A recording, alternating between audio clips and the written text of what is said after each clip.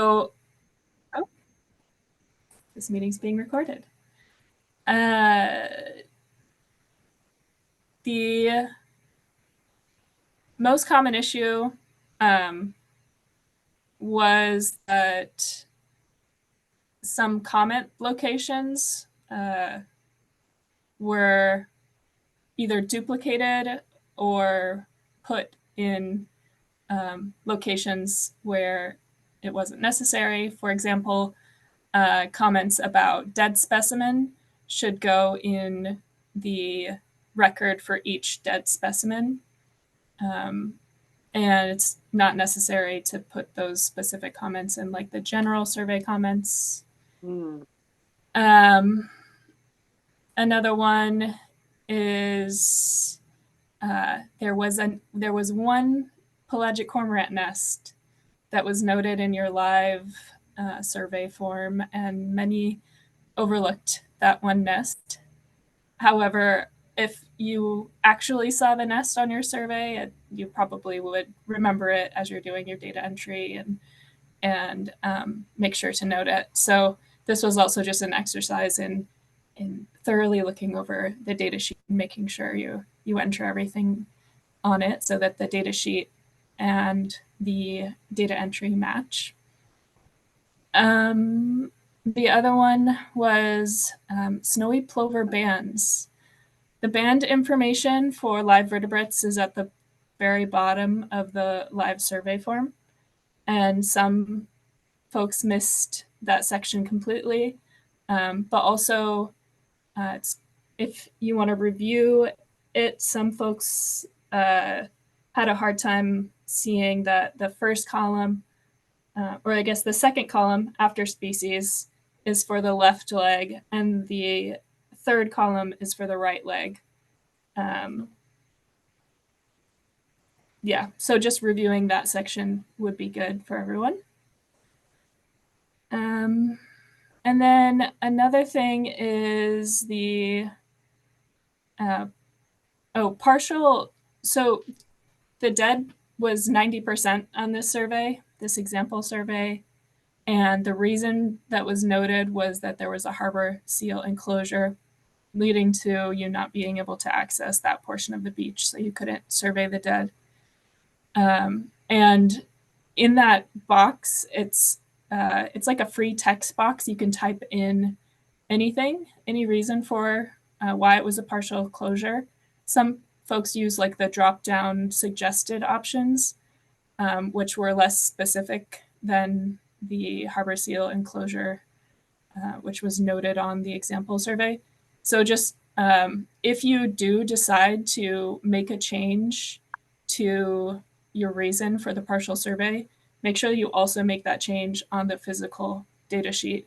But it's good to be as specific as possible about the reason for doing a partial survey.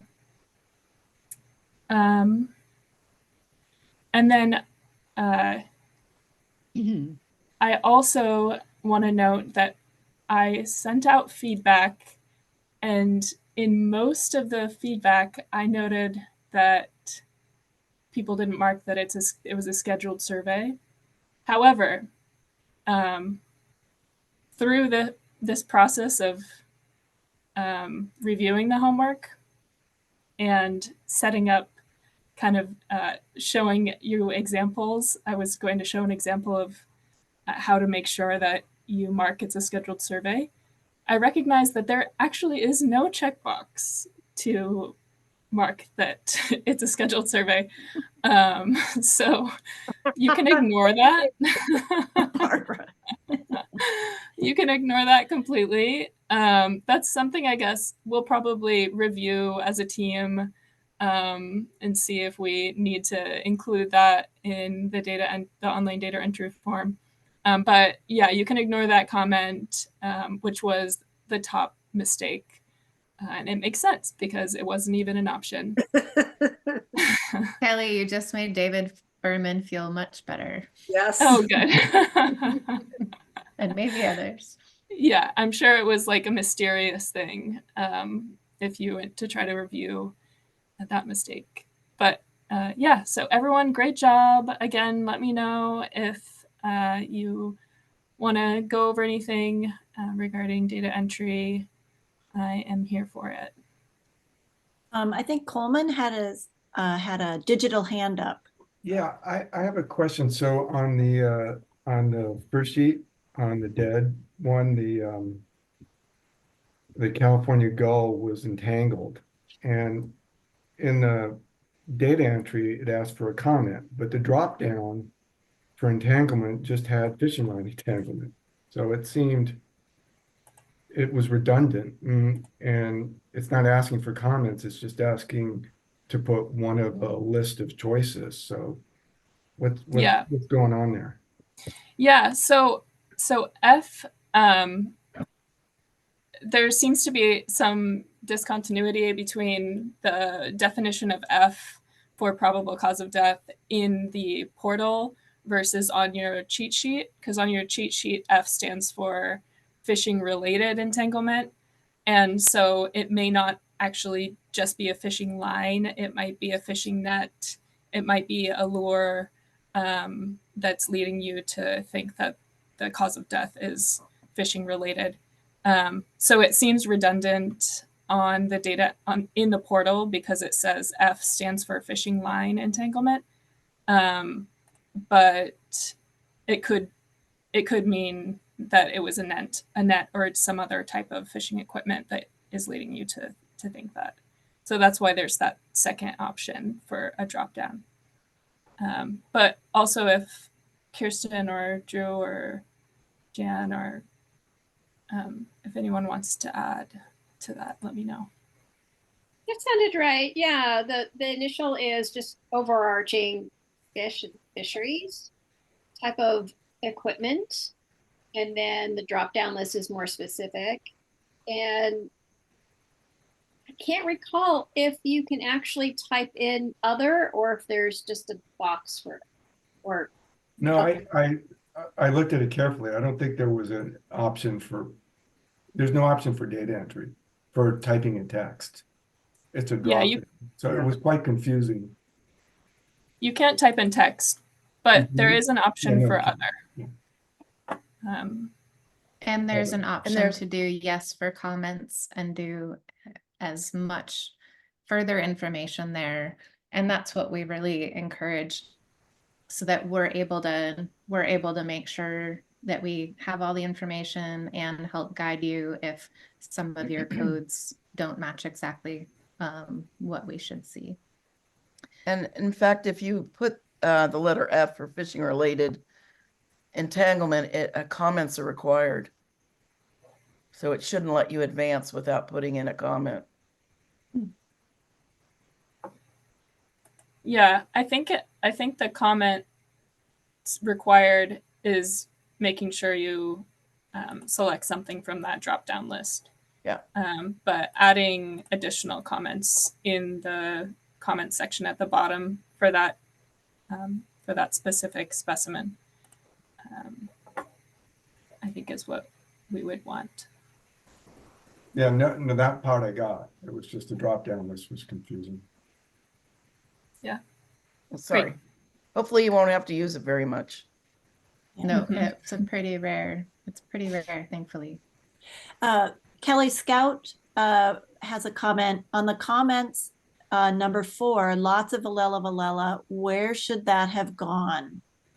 Yes, that should go in the general survey comments at the very end. Because it was also included, it was related to the heavy surf. It said heavy surf, lots of Valela. Those were just general comments about what you observed on your survey. And you would include it in the abundance code as well, right? Yeah, you the rack, assuming- Invertebrate. section. Invertebrate, Yeah. You could, well, it would be,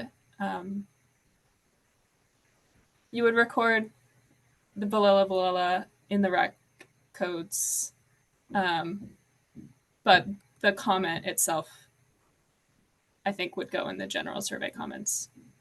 Yes. Yeah. Okay, thank you so much, Kelly, and thanks for the good discussion. We are going to get ready for a very quick overview of media. And I'm going to go ahead and share my screen.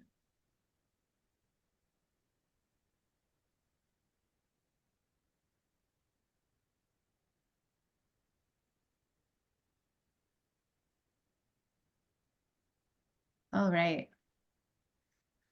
No pretty pictures here, folks. We're keeping it simple. So we're going to be talking about media communication policies for Beach Watch volunteers. And this is any outward facing communication. I will talk a little bit more about this. So I'm going to be going over the information that's on page 59 of your Beach Watch manual.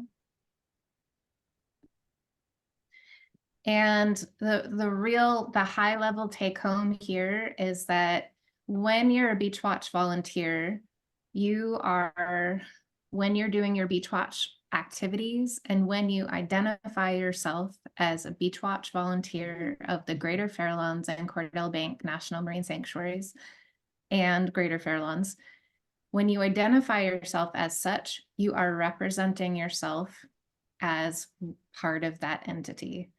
And we need to be very careful about representing what messaging we provide when we represent these organizations.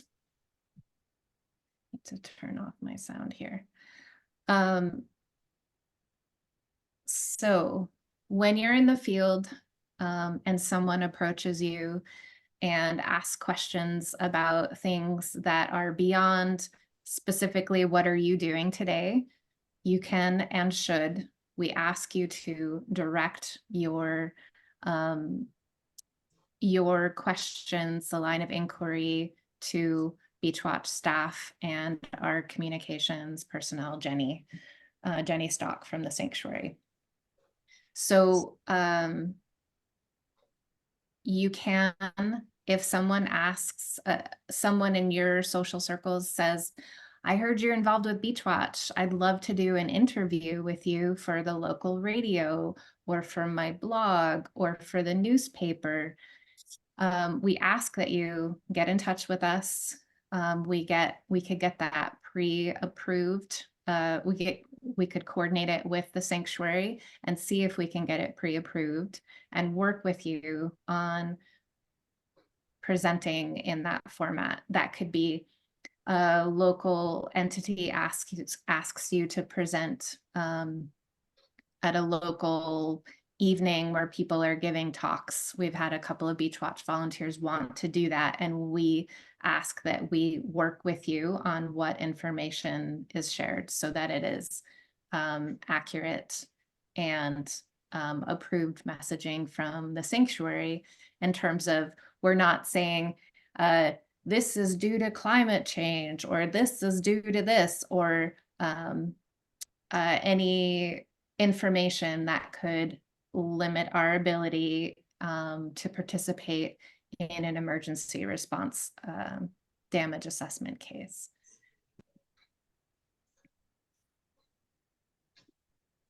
So when you're conducting a survey, please treat every discussion that you have about your Beach Watch involvement as if you were speaking to somebody who might be presenting this information more broadly.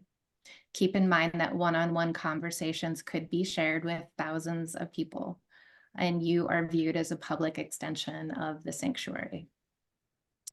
The sanctuary asks that Beach Watch members not speak for the sanctuary without consent, and that you can discuss with us at any time. You can share our contact information with anyone who would like more information. And we do ask that if you see something notable, like a boat wrecked on the beach, that you report that to the Beach Watch phone and let us go through the correct notification processes before you say post the picture to your personal Facebook page or something like that. So the guidelines for speaking publicly stick to what you know and what you've been trained to do. So why you're volunteering for the sanctuary and what your duties are. During an incident response, like recently, we've had Beach Watch volunteers that were approved to enter closed areas around a boat grounding to conduct their Beach Watch surveys. And we ask that you, if speaking to someone, we ask that you avoid speculation about the size, severity, the cause, the liability, or, the overall impact of a spill or other significant event. By representing the sanctuary and speaking publicly about these things may impact our ability to do the job that we're positioned to do, which is to help win penalties that can be applied to wildlife or habitat restoration. We really need to be, we're observers, we're collecting the information, and that's the kind of messaging to stick to. And when in doubt, simply say, I'm happy to connect you to somebody at the sanctuary. Here's a little more information about speaking publicly at sanctuary events or public meetings. This is directly from the Sanctuary Advisory Council handbook that asks that if you are identifying yourself as part of Beach Watch, that you're basically, if you want to be involved in those meetings and share views that are not approved by the sanctuary, we ask that you not represent yourself as part of the sanctuary. You can be a public person and have any opinion that you would like. So you can do so. You can do so freely, but not as affiliated with Beach Watch. And I think that is the end of that. I wanted to just give you, so remind you that all of that information is in your Beach Watch manual for your reference anytime, absolutely anytime. You can share my contact information or Jan's contact information with someone outward facing who would like to get more information about an event that's going on, about Beach Watch, about presenting in a public forum, about some media contact. And then we will help connect you with the communication specialist at the sanctuary. But let me just give you a quick example of how that's a lot of information that I just shared, and like would you roll that out in the field? Say you're doing your Beach Watch survey, you were notified by myself prior to going out that there's a boat grounded and that there's been some oil release and activities are going on the beach to clean it up. And say you go out on the beach and somebody approaches you as you're accessing the beach and says, it looks like you're an official person doing something official here. Can you give us, can you tell us anything that you know? Can you tell us what happened here? Can you tell us, it looks like a lot of damage was done, tell us something. And you could say, hey, I'm with the Greater Fairlawns and Cordell Bank National Marine Sanctuary's Beach Watch project, and I'm here doing a Beach Watch survey. I've been doing this for 2 years, and I'd be really happy to connect you with the people at the sanctuary that could answer your questions. Here's their contact info. So it's as simple as that. You don't want to get into, this is horrible, this is so much damage has been done. These are things that we aren't actually qualified to say. I'm not, none of us are. So it's best to just pass on, and we will follow up on anyone's questions. And, you know, I would certainly have Jenny from the sanctuary answer any questions. She would have the talking points. I wouldn't even have them. So I hope that's helpful, and you can just let us know anytime something comes up. You know, somebody wants to do a radio piece about me because I've been doing my beach for 30 years. Great. We'd love to work with you on that. We're happy to make sure that the sanctuary is involved in how that is rolled out. Any questions? Did I miss anything, Jan? I don't think so. And I'm looking at the chat. I don't see any questions, but we'll have another chance to kind of pull this media piece together in the next segment, unless somebody has a burning question for right now. All right. I think you can take it away, Jan, and then we'll have a break, and then we'll go into the oil presentation. Yeah. Okay. And if somebody can give me like a 3-minute heads up before 6:55, that'd be great. And let me see if I can share my screen. Yeah. Oh.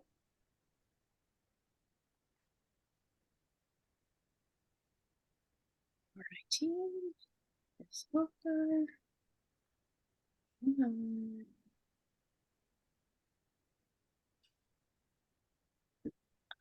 going to have, oh, there it is. I've got so many little tabs open. I can't find my little screen. There it is. Okay. There we have it. How's that look? Okay. So one of the things that Kirsten was trying to emphasize was making certain that we're saying the right things and we're not going to say any of the wrong things that might hurt our ability to recoup funding to restore what was lost during an incident, particularly during an oil spill. So Beachwatch data, Beachwatch volunteers, Beachwatch staff, we all work on various aspects of natural resource damage assessment. You might hear us calling it NRDA, NRDA, all of the above. But our survey information is really, really critical in being able to provide the data to understand the status and trends of what is going on a particular beach, but also throughout a particular region. And so it's not just a long walk on the beach. I love this Gary Larson cartoon, but you know, we're not just looking for dead birds on the beach. We're looking to provide data, tiny little pieces of a much greater puzzle in the long run. And so where does this go? Hold on a second, I have to move my other screen over so I can see what's coming up. So there's natural resource damages, and basically what that means, it's some type of compensation for the damages to our habitats, to our wildlife. Those are natural resources. And Beachwatch plays two roles in that entire process. One is to collect the information, collect the data on quantifying injuries. And that then relates into damages. And so injuries is basically the count of dead animals, the square acreage of a marsh that might be oiled. It's an actual quantification of something. And in our case, it's always the natural resources, it's the wildlife, and it's the habitats. And then damages is the dollar amount, as well as the amount of time to restore the condition to what the condition was just prior to that incident. And really, what we're looking for is full restoration. We're not always going to be able to achieve full restoration, but we're going to try and make it as whole as possible. And sometimes it takes a year, sometimes it takes 20 years. It really kind of depends on the impacts and where a particular population or a particular habitat was at the beginning and just prior to the incident. So let me give you a little bit of background on, for example, an oil pollution response. And coordination always comes, and we participate in a couple of different levels. And the FOSC, let me see if the FOSC is the Federal On-Scene Coordinator. And they are one of three within the Unified Command. And it basically, the decisions on response, where, when, what type of equipment and cleanup tools they can use, that's decided within the Unified Command. Also part of the Unified Command is the state on-scene coordinator, and that's usually somebody from California Department of Fish and Wildlife, Office of Spill Prevention and Response. And then the third participant within Unified Command is the responsible party. And they basically control what goes on in the response. So operations, planning, logistics, finance, that's all part of response. What Beachwatch data have been used over and over and over again is for natural resource damage assessment, which is not part of response. It's removing ourselves from the actual response and really documenting what was there prior to the incident, what is the condition throughout the entire incident, because sometimes these incidents last months, not just days. And then how do we move towards restoring and cleaning up? So we have within Beachwatch, we work within wildlife impacts to habitats, particularly sandy beaches, but we do a few mud flat surveys, especially within our estuaries, Bolinas Lagoon and Tomales Bay. And then human use, all of our activities that we're documenting on the beach, that data isn't just going into the MPA Watch database, but we also use that for looking at lost recreational uses. How many people were not allowed to go to the beach that day because of this particular incident. And so human use impacts is very important. So it is, we do use that data quite a bit. And then there's also coordination between the trustees, and the trustee agencies are your state parks, your county parks, your national parks, your national marine sanctuaries, your national wildlife refuges. We are the worker bees for the trustee agencies. And then we also work with our legal advisors, our attorneys, and then we also work with the responsible party so that we're looking at a cooperative type of damage assessment. Another part of Beachwatch also provides information about what is going on the beach, what was happening at that beach, particularly yesterday. And that information goes into the environmental unit, which is part of the Unified Command. It's not necessarily, and they use that information to plan. Where are the most sensitive resources at risks? For example, snowy plovers. Where are the snowy plovers? Are they nesting? How many are there? And so, are there any other endangered or threatened species on that particular beach that uses that beach on a regular basis?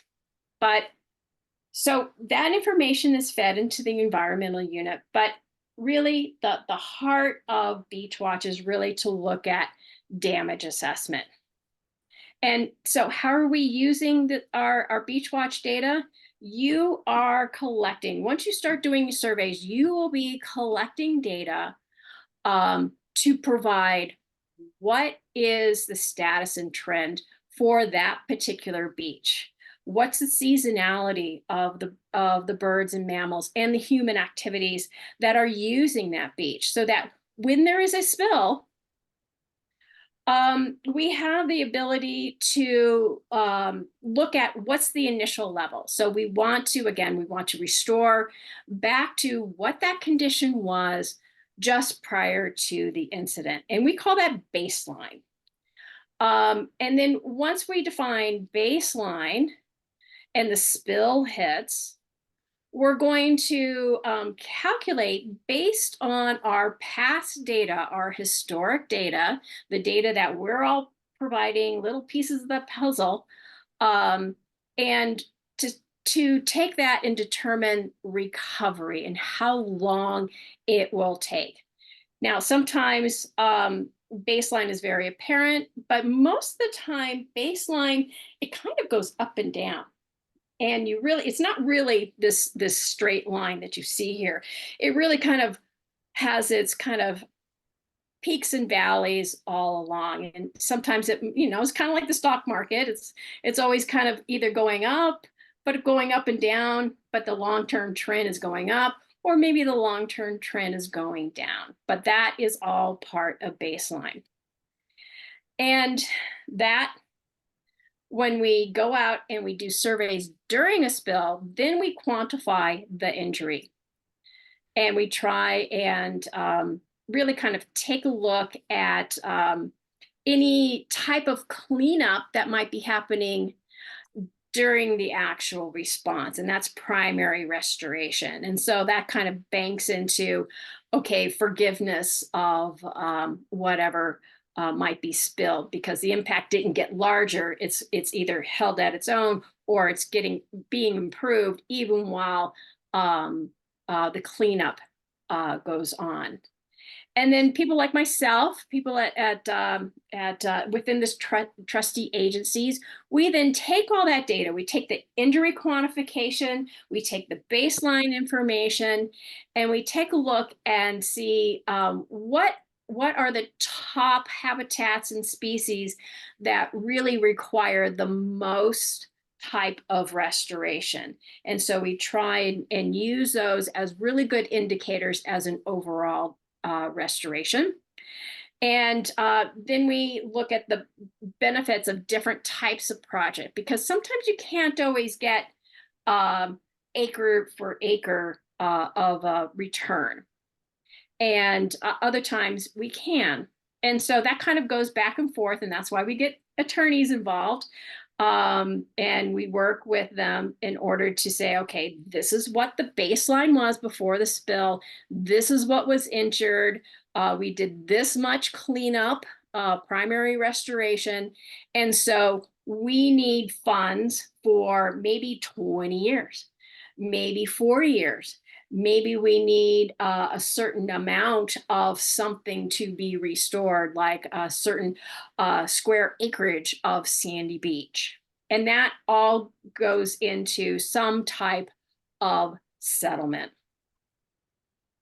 So again, just really kind of putting the importance of you collecting data in a very consistent manner, in a very accurate manner, and as precise as you possibly can, but the consistency and the consistency and the accuracy are of the ultimate purpose for really being able to look at and define that baseline information. Sorry, I'm just looking at my time here. Got plenty of time. So our primary focus during an oil pollution event is natural resource damage assessment. That's what beach watchers, that's what our surveyors, you, myself, the Beach Watch staff, that's what our primary focus will be. Our focus is, what was that beach looking like? What was the status and trends of the particularly the birds and the human activities on that beach just prior to it. And really trying to look and use our long-term data in looking at that trend.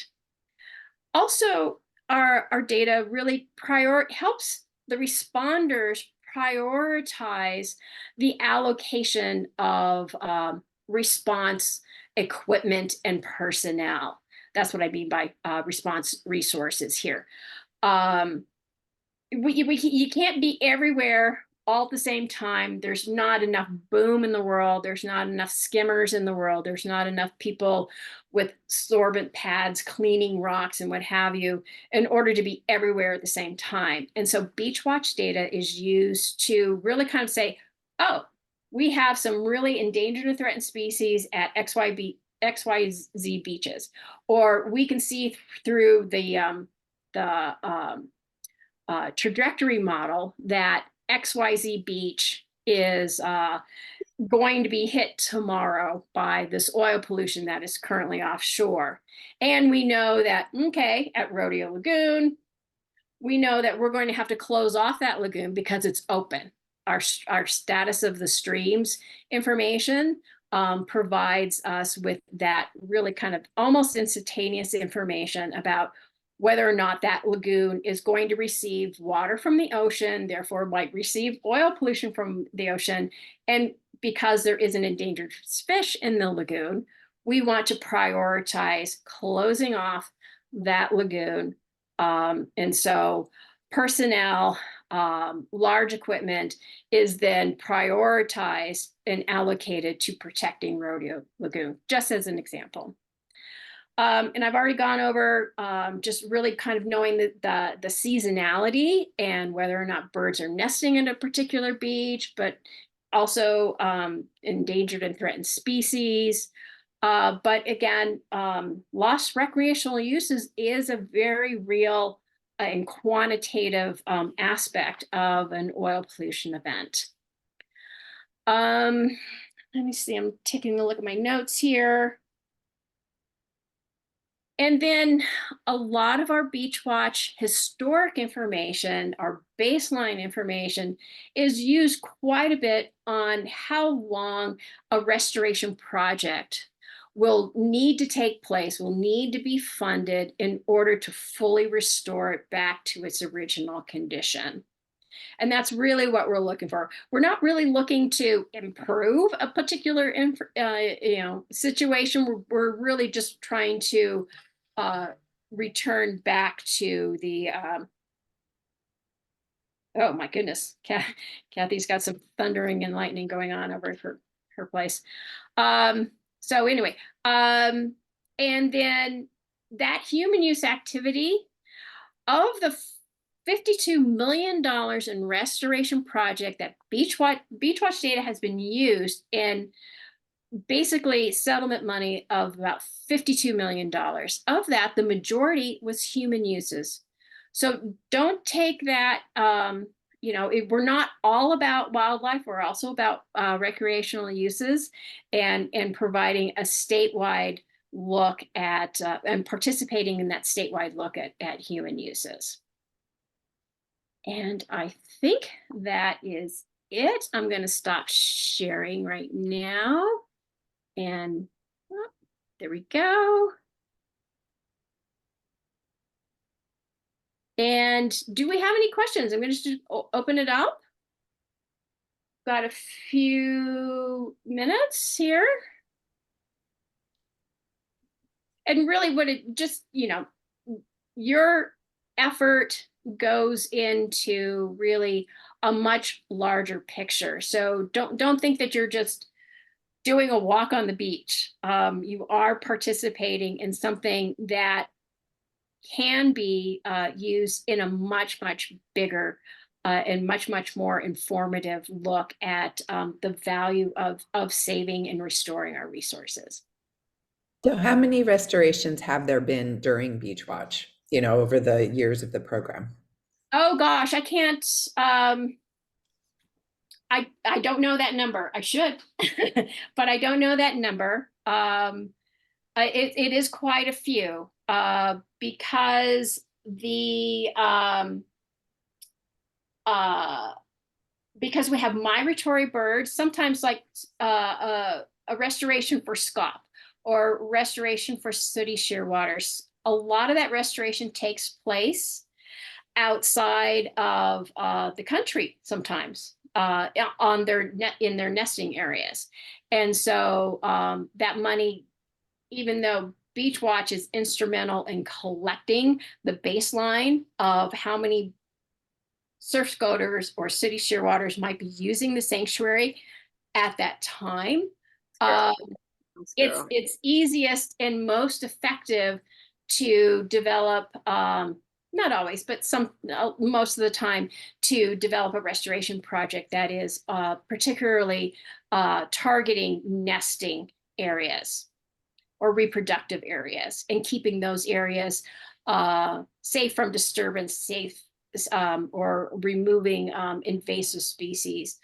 And I see here there's a question, is there information on the Beach Watch portal about this? No, there is not, but there is information about natural resource damage assessment on the Greater Farallones webpage, Greater Farallones and Cordell Bank webpage under resource protection. So you just scroll down there and you can take a look at the restoration projects that have occurred within the sanctuaries. Scout, you have your hand up. Yeah, I have a question, and this may be obvious, but you mentioned you use Rodeo Lagoon as an example of the needing to close off the stream from the lagoon in case there was an oil spill to protect a fish that was in the lagoon. But how, as Beach Watch, I mean, how would we have known that there were that what was in the lagoon, since that's not typically what we survey? Because we have information from other agencies and other monitoring projects. So we don't just work in a vacuum. Okay, just curious, just how Beach Watch would have known. So everybody were okay.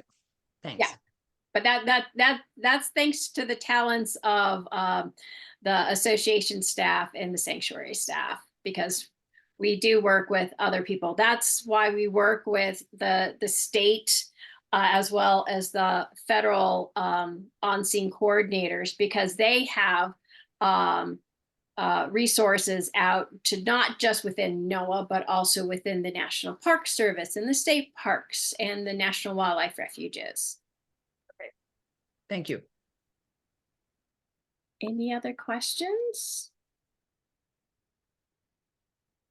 Any questions about media and just, or, usually we often might get questions about, okay, if you go to a public scoping meeting and how you would, maybe you might want to say something about your background. And so you might say, I have been a Beach Watch volunteer for 20 years, and so I'm very familiar with this particular beach. I'm speaking for myself on this matter. I'm not representing the Beach Watch project. I just want you to have the background that I have the skill level, so that you're conveying to them your skill level, you're knowledgeable, but you're speaking for yourself. And so that's really what we want you to gain from this evening's media lecture. Drew, you put something in there. What is I just put the National Marine Sanctuary's address, so you can go look up. Greater Farallones. Myself. That's my webpage. Okay. Yeah. So look under resource protection. And there you'll find a listing of restoration projects that have taken place within the sanctuary. Any other questions? I think we're ready to move on. Maybe take a break. Do we want to take still a 10-minute break and come back 5 minutes earlier than what we originally scheduled? Yeah, that's great. Sure. Why don't we go ahead, Kathy? I just put a little message into the chat for everyone during the break. If you don't mind gathering your oil practical papers, especially the oil descriptor form, these were, this was a packet that was handed out to you when we were at Cal Academy back a couple weeks ago. Right. I think it might be helpful to have those resources nearby when we do the oil presentation. Yeah, definitely. Okay, so I guess we're gonna Okay. take a 10-minute break. So we'll be back here at 7:01. Let's say it, 7 o'clock. 7 o'clock, okay. Okay, see you in a minute. Thanks.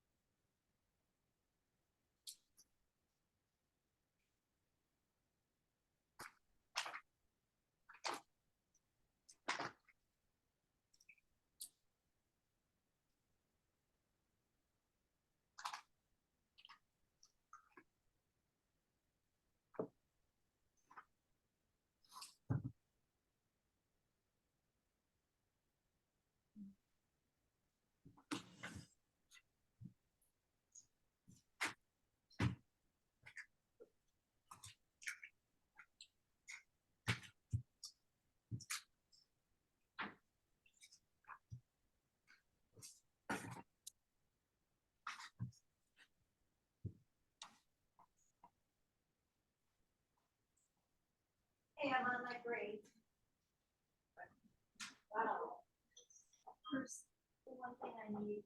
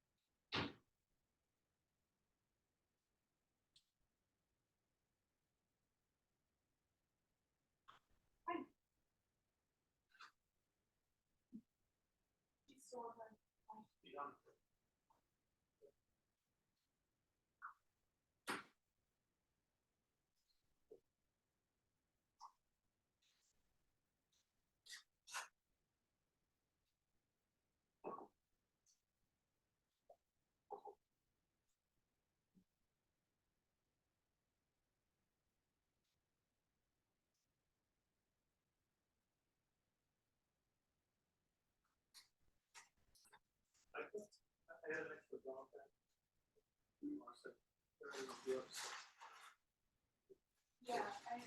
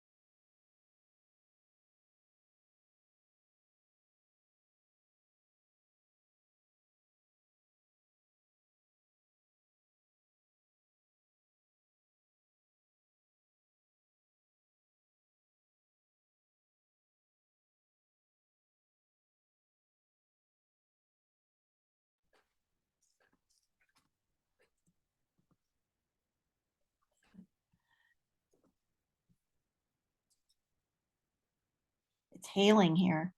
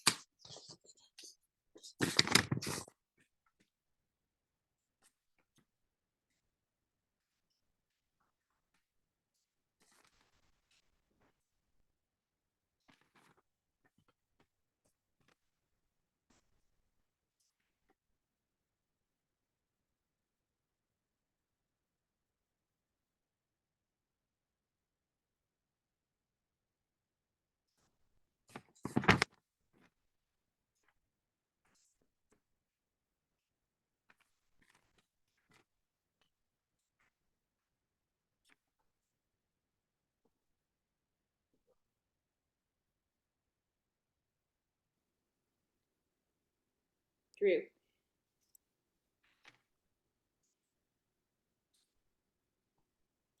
I think I watched the wrong Snowy Clover video, but I'll watch the right one.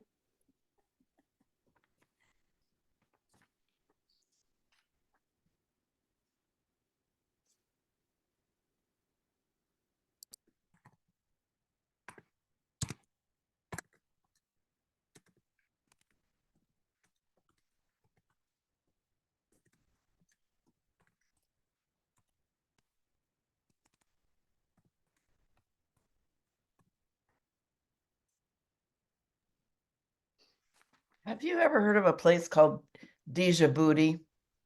A diving Yes. place? Where is that? Djibouti? Yeah, Djibouti, I thought it's in Africa. maybe. Yeah. I could go get Aiden. We had to do a geography quiz on that last year. That's the only reason I know how to say it. They have an amazing live aboard 7 days for whale sharks and clear Mm. water and stuff. And I was just watching the video.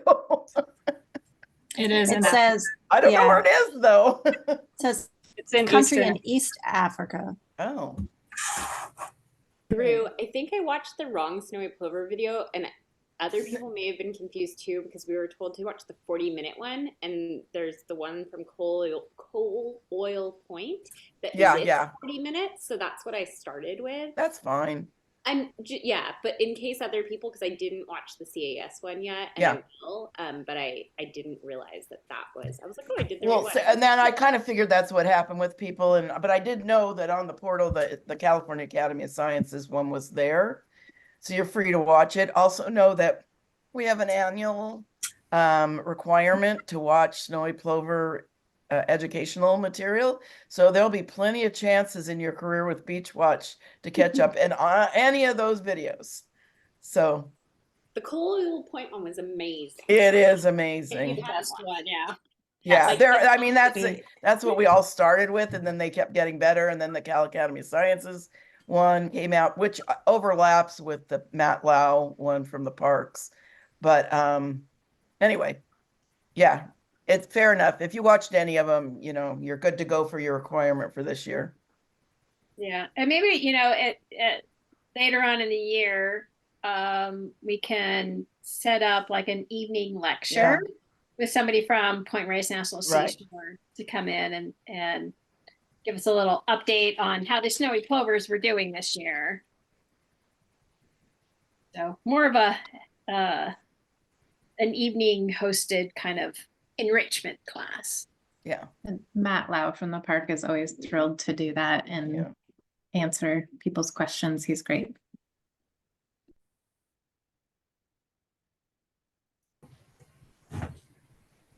Everybody have their oil descriptor form and their cheat sheet.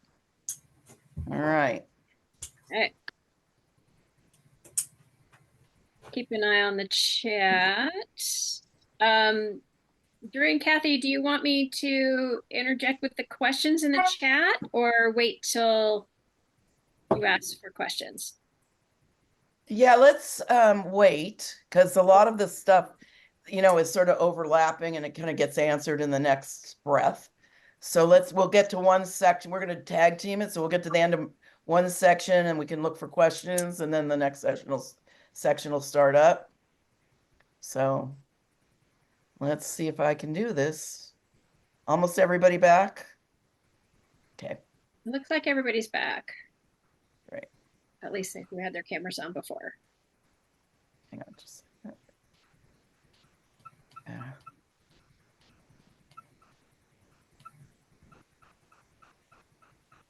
We're not, I don't want you to watch the Djibouti thing. Hold on a second. Oh, God. All right. Screen share.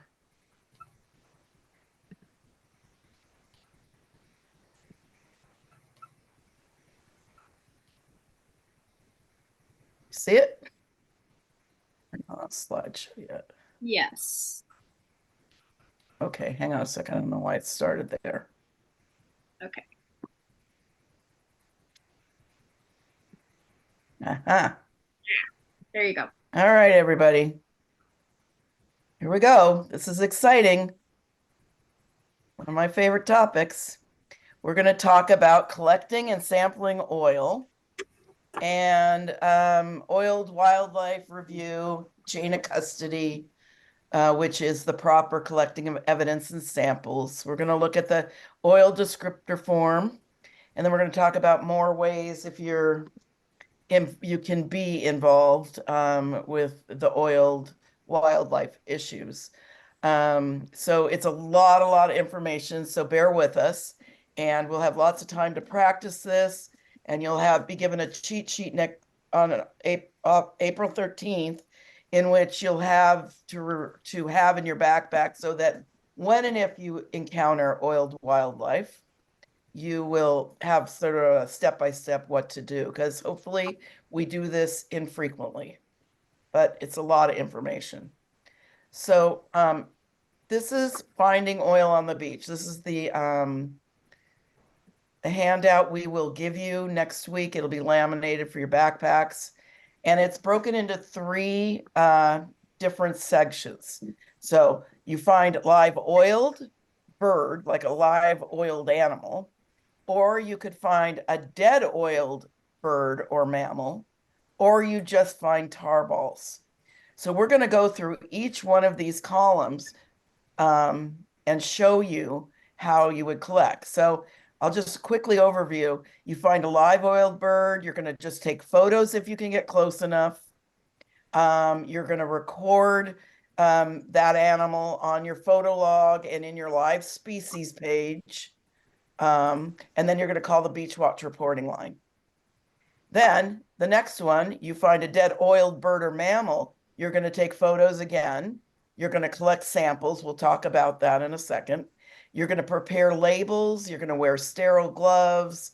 And you're going to report that in your dead survey form on the front page survey form. There are those boxes I'm sure you've seen that say oil, yes or no, oil extent. We'll go over those columns. You're going to collect the sample of fur or feathers and wrap it as a piece of evidence so that it's in a sterile jar, it's labeled appropriately. And then you're going to take photos and call, you're going to put it on a chain of custody card, you're going to call Beach Watch reporting, and you're going to bring it to staff to collect in the formal chain of custody format. Or you're going to find tar balls. You're going to do very similar. You're going to take photos. You're going to collect samples. You're going to prepare labels. You're going to place the sample in a jar or in a piece of foil. You're going to complete the oil and you're going to add it to your descriptor form, to your chain of custody, and then your descriptor form. So we'll go over each one of these things. So you find a live oiled bird, take a photograph, don't scare it or traumatize it by getting too close. It's already in a compromised situation, stranding itself or floating on the water with oil. You're going to document it in your live species count form. There is a column that says oiled. And so your hash tag, you're hashing, tallying how many birds you're seeing. So you would see this Western grebe, and then you would say you saw one Western grebe, and in the column, you would put one oiled. Then you're going to report this. We're going to talk about whether or not you rescue or not rescue, because we are not, as beach watchers, trained to be rescue people. So if you find a live, oiled, or injured bird, you're welcome to report it to any appropriate organization, like the International Bird Rescue, the Peninsula Humane Society, Wild Care, any organization that takes care of injured birds, and let them tell you, you tell them where it is and they will come rescue it. If you are trained to be a rescuer, I know a lot of people volunteer at IBR, you would be taking your Beach Watch hat off and, working with that organization and not with us. So we ask you to not rescue or try and save the oiled wildlife, because we're not properly trained, and their bills can be injurious to you. They're sick. When we've got avian flu concerns going around, so please don't try to be the hero and rescue the bird. Okay, so here's the data sheet. You can see up here this Western gull on this item number 1, Western gull, it was oiled. So it was just one of these 16, 17 birds was oiled, but it's counted here as well on the data form there.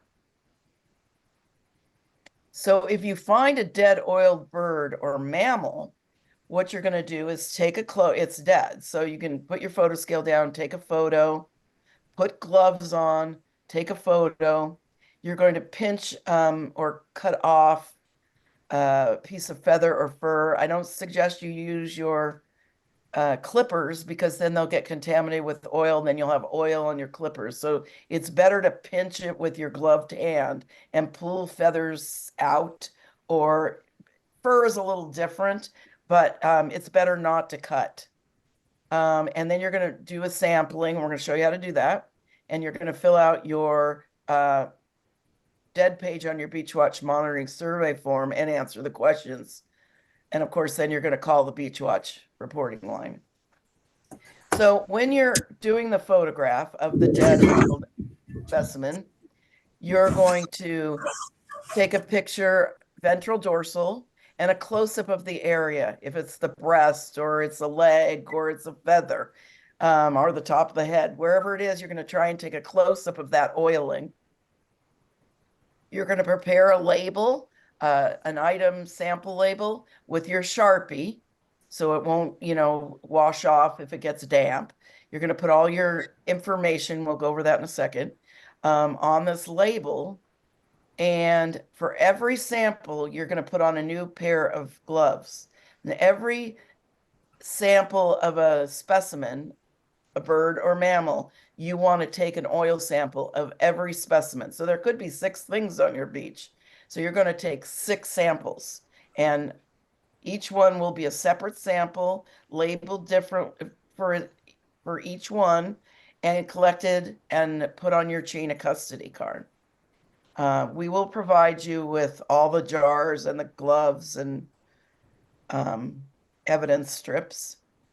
So here again is your beach monitoring survey form, and the form on the right is the cheat sheet. You're going to fill in, is the animal oiled, the oiled extent. And if you look over here on your cheat sheet, it will give you the codes how to determine, is there a small goblet of oil, or is there 2 to 33% of the body is covered in oil, 34 to 66% of body is covered in oil, or most of the bird is covered in oil, or no oil present at all, but there's something on the feathers that makes you think it could be oil. So you would write an N. The next question is oiled location. This is it on the dorsal, the ventral, the entire body, the head, where it is on the bird or the mammal, you're going to put a code number in. And this is where you find it in your cheat sheet of codes.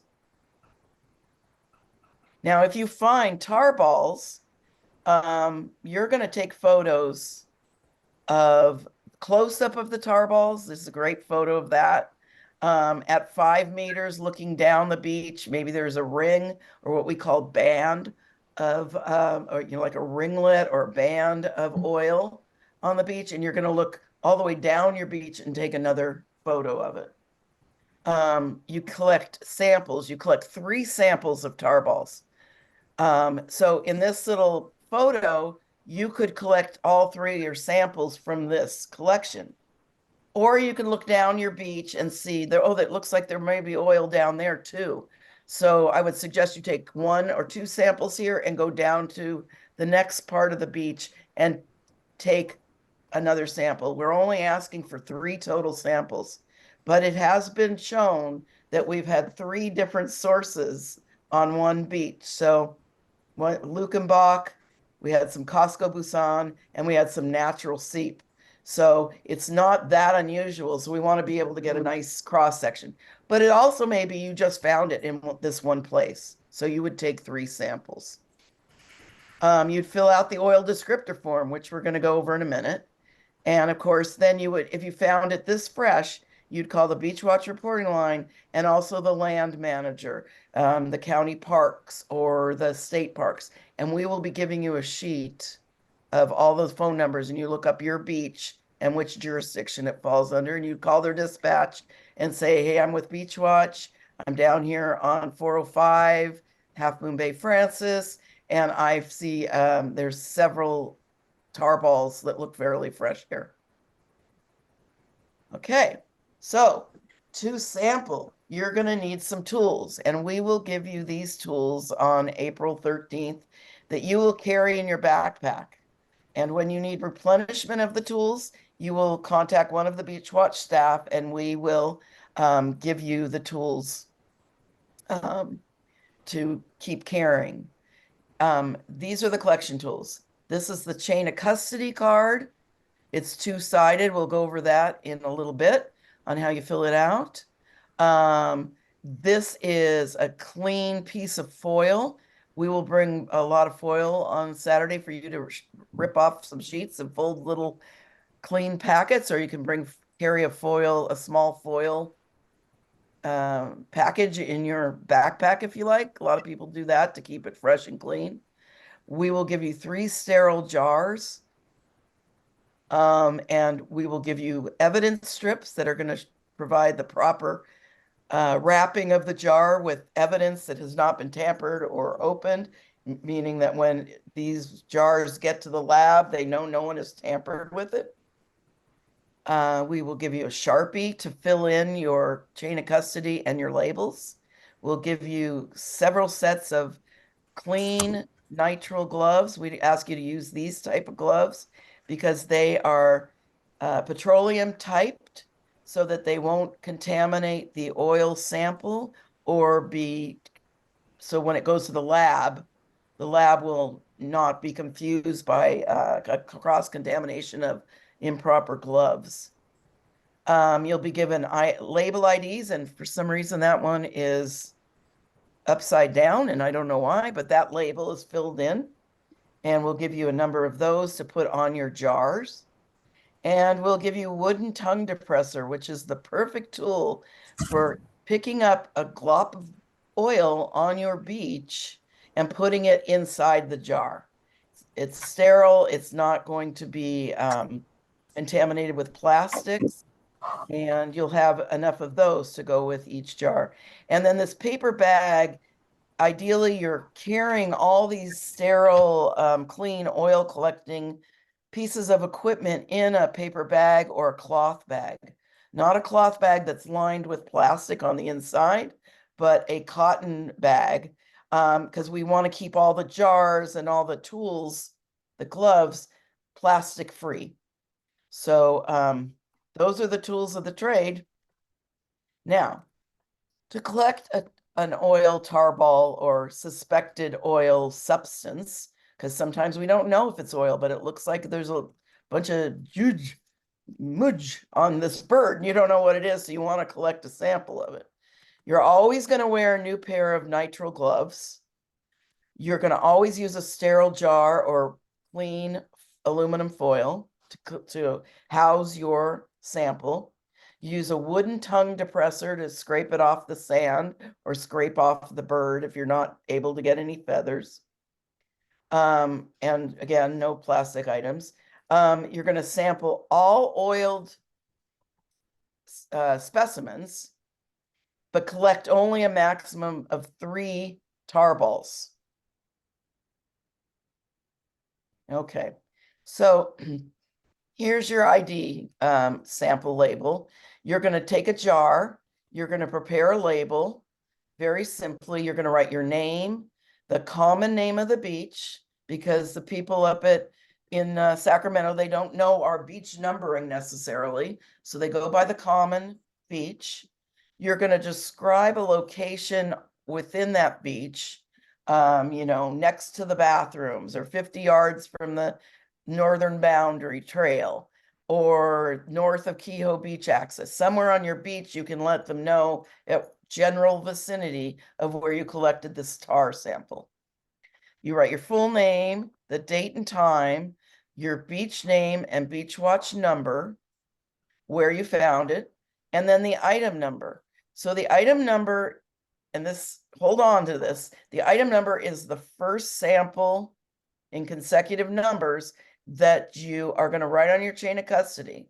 So your number 1 tarball, your number 2 tarball, your number 3 tarball.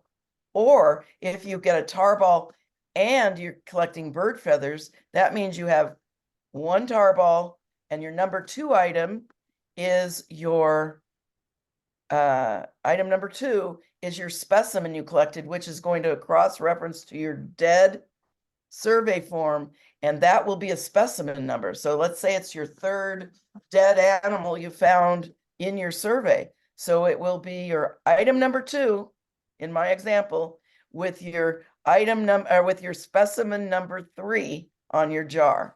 We'll practice this because it gets confusing. But basically, you're consecutively counting the number of samples.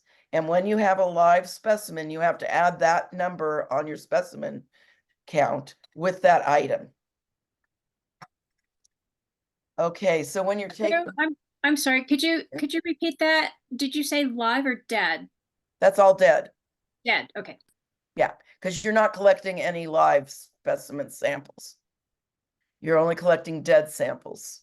And those dead specimens will be on your dead survey sheet.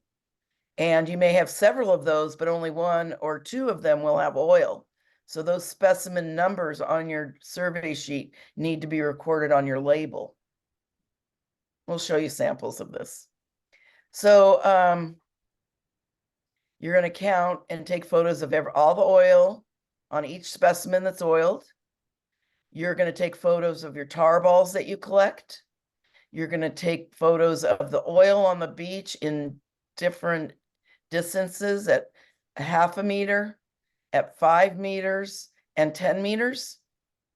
You're going to take photos of bands. If you see ribbons of oil stretching out across your beach, you want to take a picture, an overall picture of how the bands look. And the bands are sort of like rack, but there will be the rack line of all the algae and stuff. And then there might be more ringlets and bands of oil washing up that were not trapped in the rack. And you're going to take a picture of the smudge, the substance that you suspect could be oil.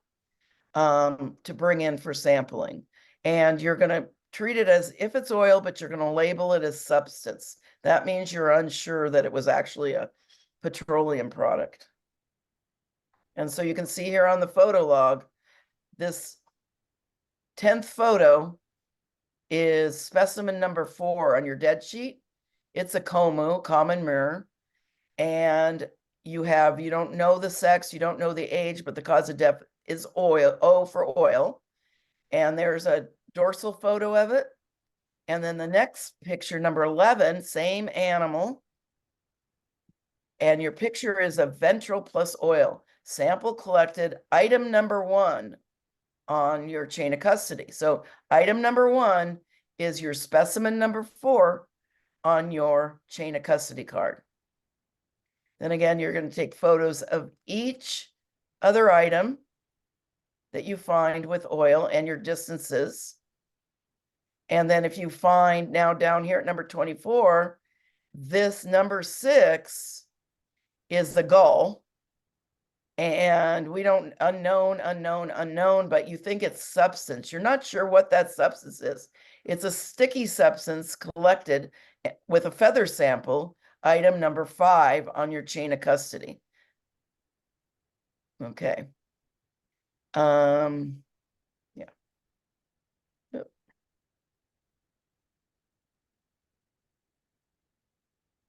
Okay, so here's the chain of custody card. It's two-sided, and this is the evidence. This is the record of evidence that you're collecting. And when you collect your items to put on this card, you're going to write all the same information. You're going to write item number. So each jar would be 1, 2, or 3. Item number 4 and 5, or even item 1 could be a feather sample. And then you would put the information on the next line, and I'll show you what a finished one looks like, where you found it on the beach, what it is you are collecting, the time that you collected it, all in this line on your card for each one of the items. You are the name of the collector. You are the collector.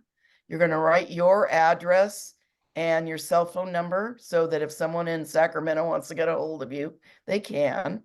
The top portion is suspect. We generally don't know. So we generally don't have anything that we write in there unless Beach Watch staff tells you so.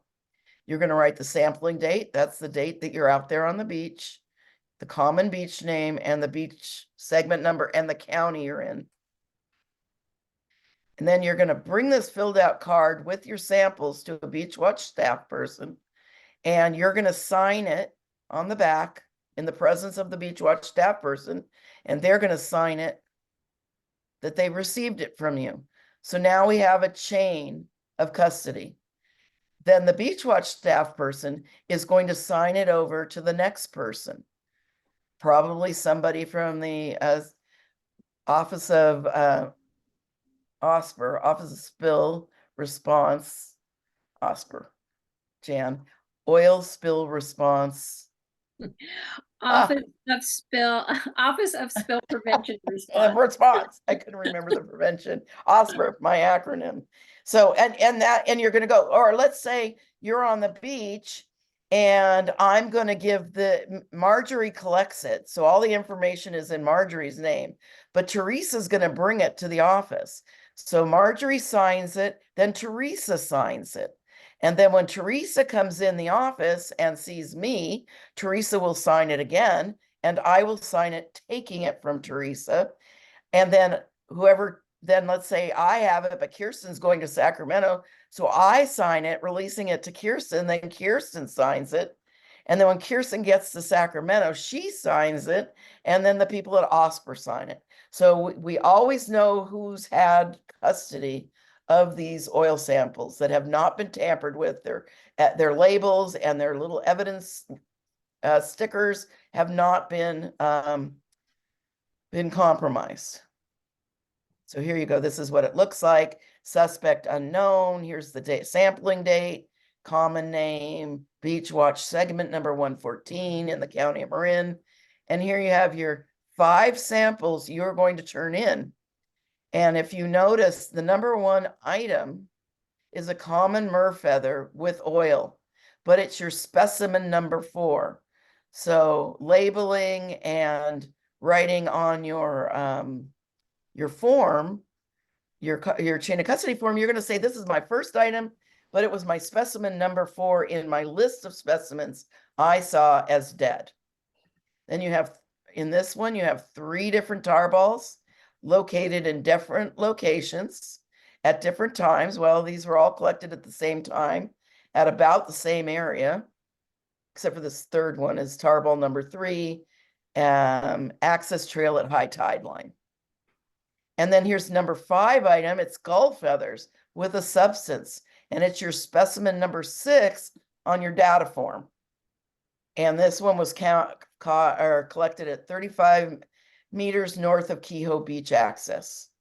You fill out your name, your address, and your phone number so that the officer can contact you. Okay, wait a minute.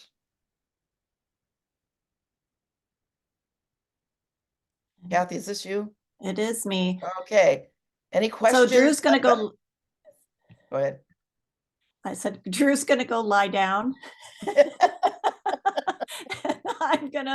I drew the short straw to explain yet another challenging form. Kathy, Are there any questions? Kathy, do you want to, yeah, there are, I just want Yeah, to let's take some questions that give everybody a chance to breathe. Okay, so we have from Sarah, I think I may have answered this, but if an animal has oil on multiple parts, would you include each code? And I replied yes. There is the ability on the form as well as in the data entry for you to use multiple codes. But take a look, because there's at least one of those codes that's kind of all encompassing. Yeah.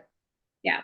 Yeah, you can, add it in the oil extent coverage of the oil specimen. So like, let's say you do have 3 different places, maybe that makes this bird have 66% of the body has oil on it. It's just in different areas. So you would give it that code. And in several areas equals the entire body. So there's a code 3 that says entire body. So it's covered on several areas. That's what you would use. Yeah, it wasn't the percentage that I was asking about. It had like different parts of the body listed. So is it on its head or is it on its chest? Oh, right. Well, so if you have oil location and it's on its head or on the ventral or the feet. I was just saying, could you, if it was on its head and its belly and its feet, would you do those 3 body part codes? I don't know that data entry will take all 3 codes. Yes, it will. Okay. I've done it. Yeah. Okay. There's your answer. Or you can, it also says in the instructions, several areas equals entire body. And then again, you'd write it in the comments, that it was these 3 specific areas. Okay. Now another question about photo scale. Photo scale is moved from sample to sample. Might it cross-contaminate? Well, it could, but you want to carefully use it, not put it on the oil, but put it nearby, I suppose. The problem with it getting oiled, it'll be hard to clean your photo scale. But I don't think if your sample gets a little photo scale on it, it's going to really, it is plastic, but just try to be careful and not get your photo scale on the oil. Right. And then distance is in meter or feet? Well, I believe it's in meters. It's in meters. So it's a good idea to just, do the math on meters. 1 meter is about 3 feet or a yard. So if you can do the math from there, a half a meter would be a half a yard, which is 18 inches. I did it, So that's how I do it in my head for meters and stuff, is I know meter is about a yard, which is 3 feet. Then David Berman says, yes, a lot of info in a small space, and that is true. Yes. And this is all in your manual. And hopefully this is not something you need regularly. Those who have the beaches that have regular natural seep occurring, you'll get very good at this. And those who only encounter it rarely or when there's an event, we all get our manuals out, we send you emails, and you will be able to pick it up pretty quickly once you've practiced this, and you will practice it next weekend. And you can And always in your call the homework. beach. You could Yeah. always call the Beach Watch phone Yeah. too. If you Yeah. don't know how to fill out a form or something. And then lastly, from Candace, how quickly do we need to get the specimen to the office? We're going to cover that in a second. But Okay. what you do is you take the specimen and you call us, and then we try and make arrangements. It's really by appointment now, but Kelly is in the office 2 or 3 days a week for sure. And then the rest of us are in once a week. So it's best to make an appointment. You bring it in that week. If we can't, we will give you instructions to wrap the specimens in foil. You can then put them in a Ziploc bag or a plastic bag and put them in your freezer until you meet up with us. Hopefully it won't be a very long time. Just to clarify, it's slightly semantics, but to illustrate the point, it's not bringing a specimen to the office. It's Right, a bringing a sample. sample of a specimen. Yeah. Sorry. No, you're all good. It was in the question. There was another question in the chat. Would you ever have more than 5 specimens? Maybe. Yeah. You could. It depends on what's going on. Many times Beach Watch is the first eyes on something going on. So you would bring those feather samples in, wrapped in foil if you didn't have enough jars. And, certainly you don't know at your beach that actually the beach just south of you is having the same thing. Then we start getting phone calls that, X number of beaches are calling in common MERS with oil on them. And then that sets up the, Jan will then call the oil OSPR, and then it will start this whole investigation right away. So it's really important for you to get the information to us as soon as you're done surveying your beach. It's not common though, you guys. I mean, there are certain beaches where there is natural seep, meaning that there is, oil naturally occurring underneath the rock bed out. And when storms come in and shake those rocks and jostle the earth a little bit, things will percolate up. There's many shipwrecks off our coast in the San Francisco Bay Area. And so there's a couple of notorious ships that have oil on that are down there rusting, and it's not safe to get the oil off. But a storm at the right angle with the right velocity will shake that ship and percolate up some oil. And they have thumbprints, they have fingerprint of that oil. All oil has its own markers. And so it can be run in a lab and determined what the source is. And then Coast Guard as well as OSPR will monitor what's going on if there needs to be some kind of an emergency response effort to stop things, collect, problems, send out more research, whatever, clean up. Okay. It's Nancy. I just had a question. When we were at Stinson, we found what we Okay. thought was oil, but it was not really oil. It was asphalt.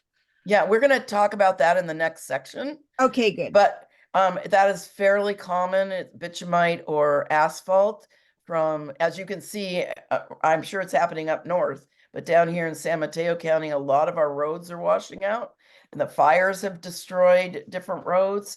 The higher tides that we're getting are breaking down road beds. And, old highways that used to exist that don't exist anymore have been washed out to sea, buried in sand, and every once in a while they come up and they have a very petroleum smell.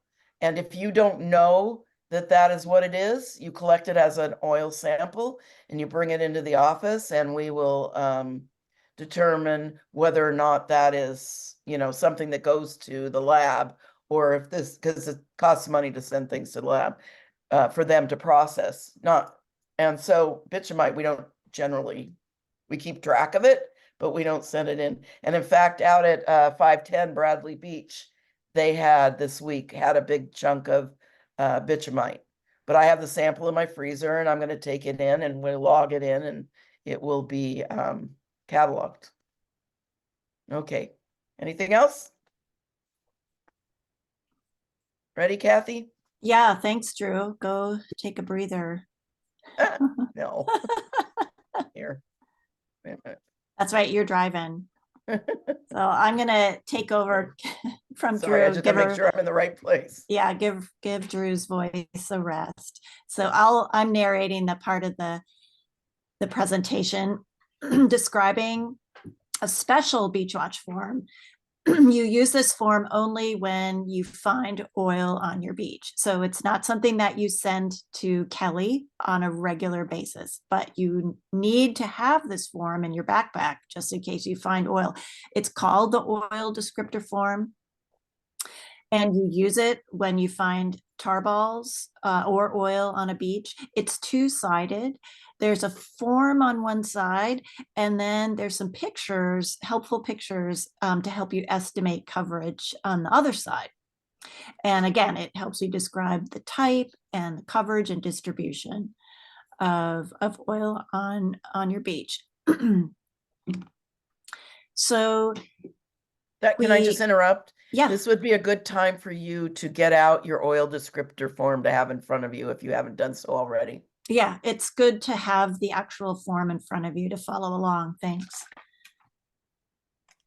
So this oil descriptor form was developed in lockstep with the NOAA Shoreline Assessment Manual. This is a job aid that professionals use to aid in describing oiled beaches. We have it scanned and it is on the Beach Watch portal. So for your reading pleasure, you can peruse that and look at pictures of different types of oiled beaches just to get we don't see oiled beaches that often. And when we do see them, we don't always immediately think, well, what's the percent coverage on that beach? So these pictures will help you determine or to estimate the coverage of oil and the thickness of oil, the type and size of tar balls and tar patties. So again, this is a NOAA, these are NOAA pictures from our Shoreline Assessment Manual to help us augment this presentation on oil. Okay, next slide, please. So this is what your oil descriptor form looks like, page 1 and the back side. And you don't use this really for your oiled dead birds or mammals. So this is really just for tarball and oil. There is one section, one little sentence which asks for the total number of oil dead specimens that you collected. So the top of the form is sort of a general information. You put your beach number and your date, save your page number until you've actually finished your survey and counted up all your pages.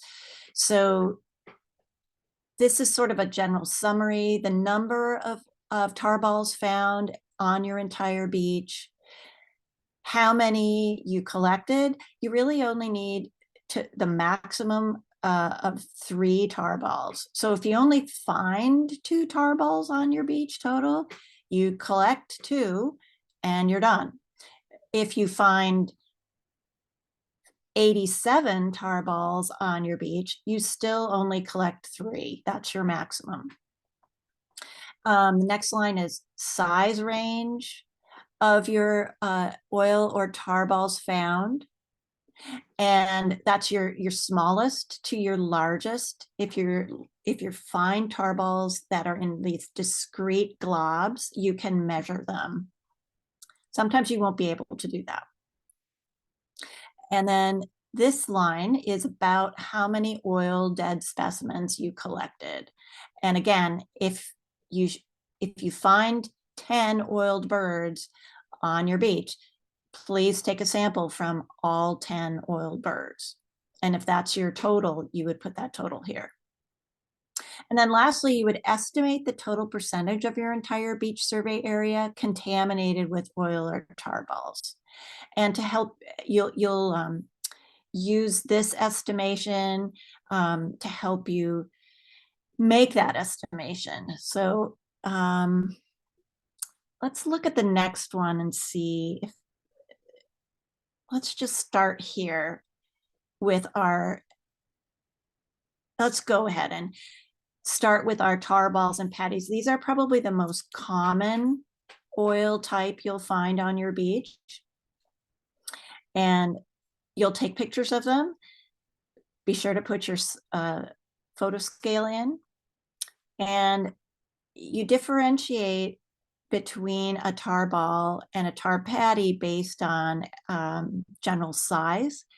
If they are under 10 centimeters in diameter, they are a tar ball. If they're over 10 centimeters in diameter, they are referred to as a tar patty.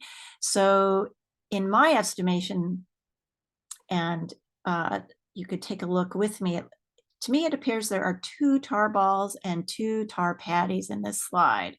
These look like tar balls here on the right, and these 2 larger pieces, and they can be sort of cow pie shaped or globular shape and stringy, but they both look larger than 10 centimeters in diameter. So we would refer to those as tar patties. Next slide.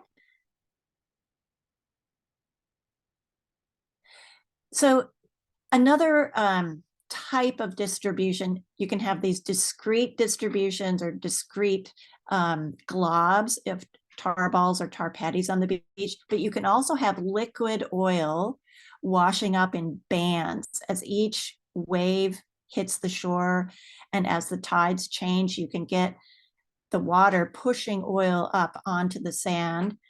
And they want to know how many total bands are on your survey beach area. So you'll be looking at the beach as a whole and trying to look at how wide those bands are. If they're over 3 meters wide, it's a continuous band. If it's between 1 meter but under 3 meters, if it's over a 0.5 meter to less than 1 meter, or if you have a very light, maybe a 1/2 of a band, or just a sporadic little concrete accretions of tar balls, that would be very light. So your 4 choices for your band description is H for heavy, M for medium, L for light, or V for very light. So then beneath that, you have the maximum width. Let's say you saw the absolute widest section of bands. Estimate what that would be versus your minimum. And if there are multiple bands, if you have 6 or 7 bands of oil, and we'll show you pictures of that, check that box. Let's see if we can look at some pictures of that. So these are known as bands of oil. And they get pushed up, the oil comes up with the tide, and when the tide receives, the oil remains on the beach in these bands. So they could be almost covering the entire beach in very, very thick bands, or they could be patchy, and they could be starting out as 1, but then they'll get ribbony, like a stream bed braiding, and you'll end up having here, it looks like 2 and 3. So it's a slightly subjective visionary estimation of the bands, but try counting them. And then if you need to use a measuring tool to sort of to help you estimate the width between the bands. Let's look at another slide. So that part of the form talks about the discrete bands or strips. This middle section refers to the whole beach area. If you were to put all those bands together, what would the percent coverage be on the beach? Would it be almost covered, and that would be 91 to 100%? Would it be sort of broken, 51 to 90, patchy, 11 to 50%, sporadic, over 1 and up to 10, or T for trace, less than 1? And I would say the majority of the documentation or observation of oil events on our beaches are going to be between the trace and the sporadic descriptions. You'll know if you're going to have a broken or continuous percentage covering, because you'll probably be able to smell it as you come onto your beach. So let's take a look and see if we have some pictures. Okay. On the left is C for continuous, and that's over 91% coverage.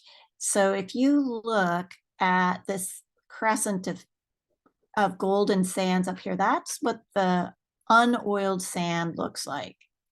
So everything down to the shoreline is oiled.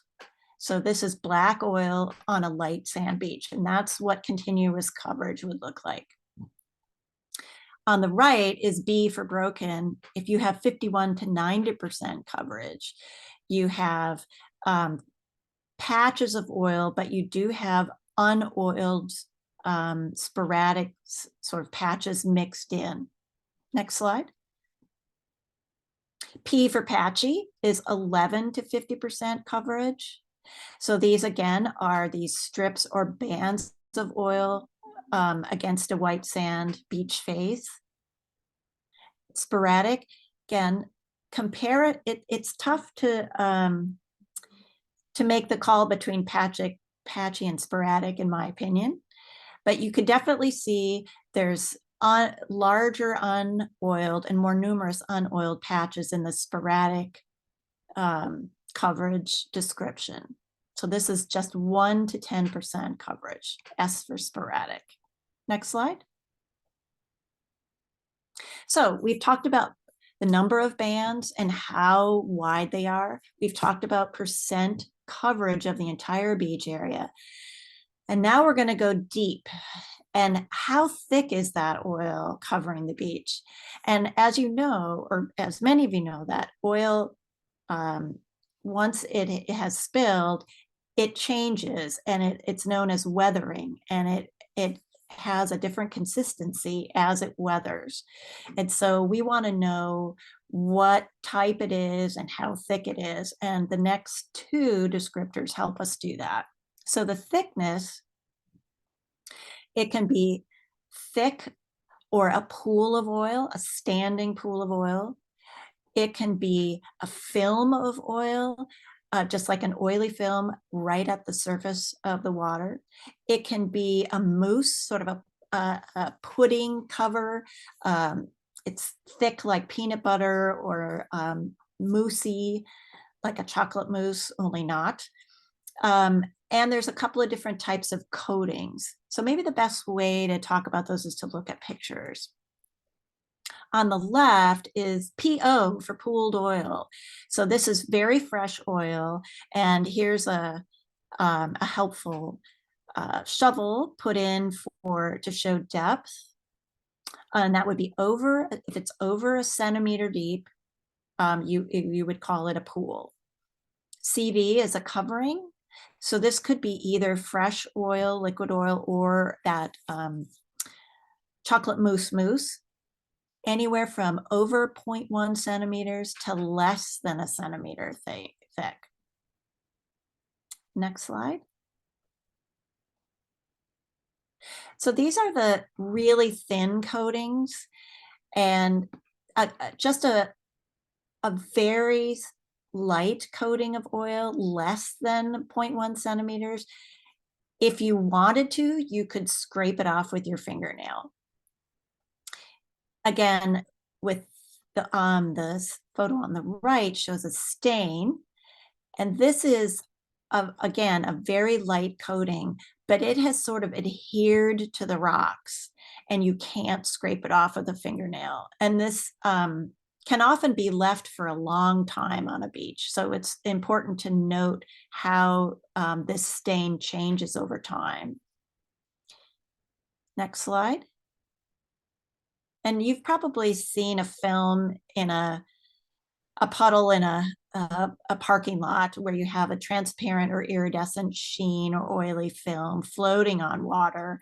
And you may see this not on your beach, but actually in the water. And we would refer to that as a film. Okay, back to our form. So that's about thickness. And the last descriptor is type and size. And again, this has to do with sort of the age of the oil product and how it changes over time. So let's take a look at some pictures. So fresh oil is that unweathered liquid oil. It probably will have a pretty strong smell. And it may have that sort of iridescent sheen to it.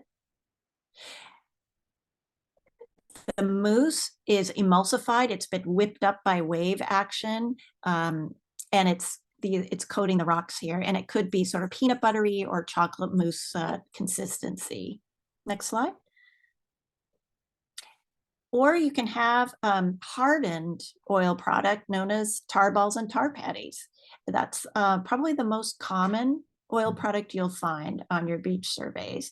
So tar balls, as a reminder, are less than 10 meters in diameter, and they can be scattered in pockets in certain areas of the beach, and your team members will probably know where the most common area of tar ball accumulation will be. Or you can get tar balls that are larger than 10 centimeters, and then you would refer to them as tar patties. Next slide. If you have stringy, ropey, highly weathered oil that isn't in a puddle or a patty, then you can just call it tar. It's nearly solid. And sometimes you can have it as a surface oil residue, and that could be just heavily oiled surface sediments, maybe left over from crumbling pavement. Next slide. Or you can actually get globs of pavement, and that could be asphalt left over, as Drew mentioned, from old roads that have been buried, or damaged roads that have fallen apart and crumbled and been swept into the beach. So you may find little bits or large bits of asphalt pavements on your beach. And it's important to keep track of those over time, and if they surface during certain seasons, or if it's something that's new and needs to be documented for the first time. Next slide. It's important to take photographs and provide different perspectives of the oil contamination. So as Drew was saying, you're going to record your photos on your photo documentation log. And we want, if let's say you find a tar ball and you're going to put your photo scale near it, and you're going to take a picture of it a half a meter away, which is 18 inches. Let's say that tar ball is with a lot of other tar ball friends. You really want to get an idea of what that small grouping looks at. So you'll take a picture of it 5 meters away, and then you'll take a picture 10 meters away. And that hopefully will give the Beach Watch team and OSPR an idea of how many tar balls are we talking about here, and what's really the coverage. So it's not just your documentation in writing and choosing the right box to tick, but you have these photographs to back it up to provide more information about the coverage and what type of oil is contaminating the beach. And check box when you're using your GPS camera. Hopefully your GPS camera will be, the GPS tool will be on and working, and you can check that box. Can I just go ahead one and see what we're looking at next? Next slide.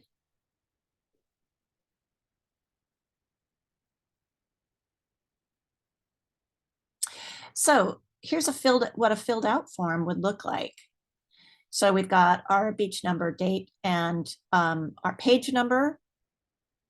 And this person found 10 tar balls. They collected 3. The range was 2 to 15 centimeters. There was 1 oiled specimen and 1 specimen with a substance collected. The estimate of the total percentage of the entire beach coverage was less than 1%. It was very light. They only found 10 tar balls. The maximum width of all the bands combined was 1 meter. But they found those tar balls along a fairly large space of beach, 200 meters between, or that showed the string of tar balls on the beach. Trace for percent coverage. CV, there was covering of an oil or a mousse, and it was that covering would be, you would not quantify, but qualify that coverage as a tar ball or tar patty. And they checked the boxes for taking pictures, and they called the Beach Watch reporting line to let Jan know that there's oil on the beach.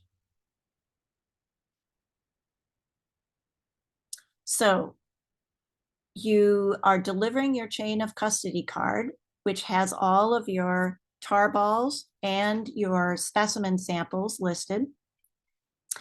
And it's just a reminder to deliver in person only. Don't mail it in. Don't leave the oil sample in the back of your car.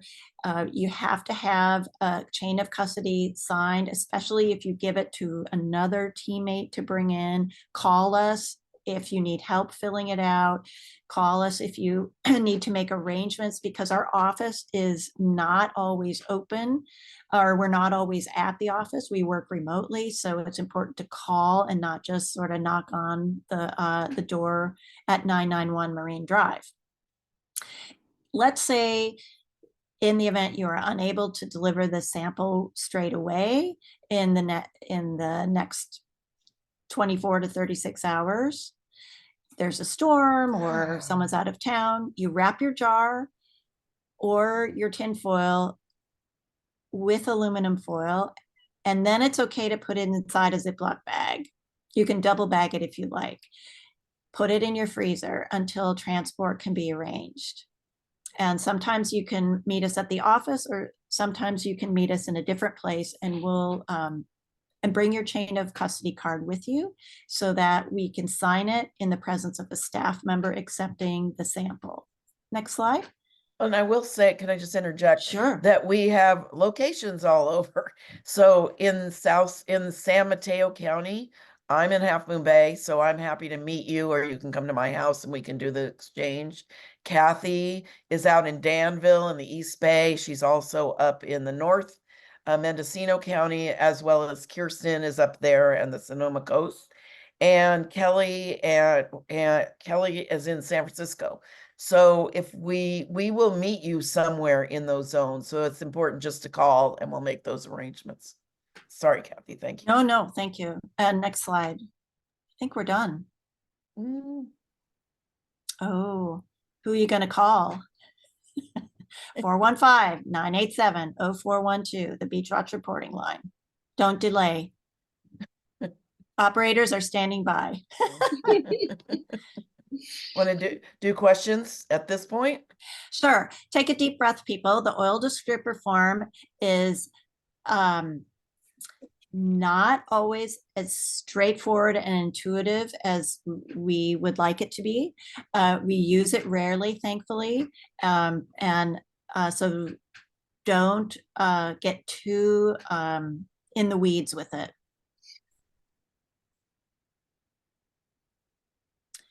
Okay. Questions in the chat would be. Yeah. Let's go all the way back to questions about how many samples to take of specimens like oiled birds versus tar balls. Is that a question? Yeah, if you could just Sure. So if you're summarize it. Well, 3 tar balls maximum. And you would collect a sample from every oiled specimen you find, or every specimen you find that has a substance which you suspect might be oil. So that means if you have 30 dead birds on your beach and you've determined that 15 of them are oiled, you take a sample from 15 of those oiled or substance coated dead birds. That means you may have to be thrifty with your foil, and that means that all teammates should probably have some oil spill supplies in their backpack, even though they're a little heavy and people often forget them. It's really important to have some sort of way to collect your sample, if it's jars or if it's foil. And what I put in the chat is that I do take extra foil with me. I wrap it up, I put it in a paper bag. And that way, if I have more than 3 dead oiled birds, I can use that extra foil to collect the feather samples, wrap them up, and then I use my Sharpie to say, okay, this is specimen number XYZ. So I can keep track of which ones, because I'm filling out on the form which specimen numbers, as well as the time is going to tell me which item numbers, but you can write that on the outside of your foil. So bringing extra foil is always very helpful. I know some people do bring extra foil in the entire roll, and they just always carry that in their backpack. Let's see, please clarify, do we actually collect asphalt if we are certain that it's what it is? So do they collect asphalt if it's bitumen? Bitumen is different than asphalt. Drew, Kathy, do you want to? Stump the stars. I would say yes, you collect it, and then we determine at the office or by OSPR that it isn't something that's going to be laboratory tested. Yeah.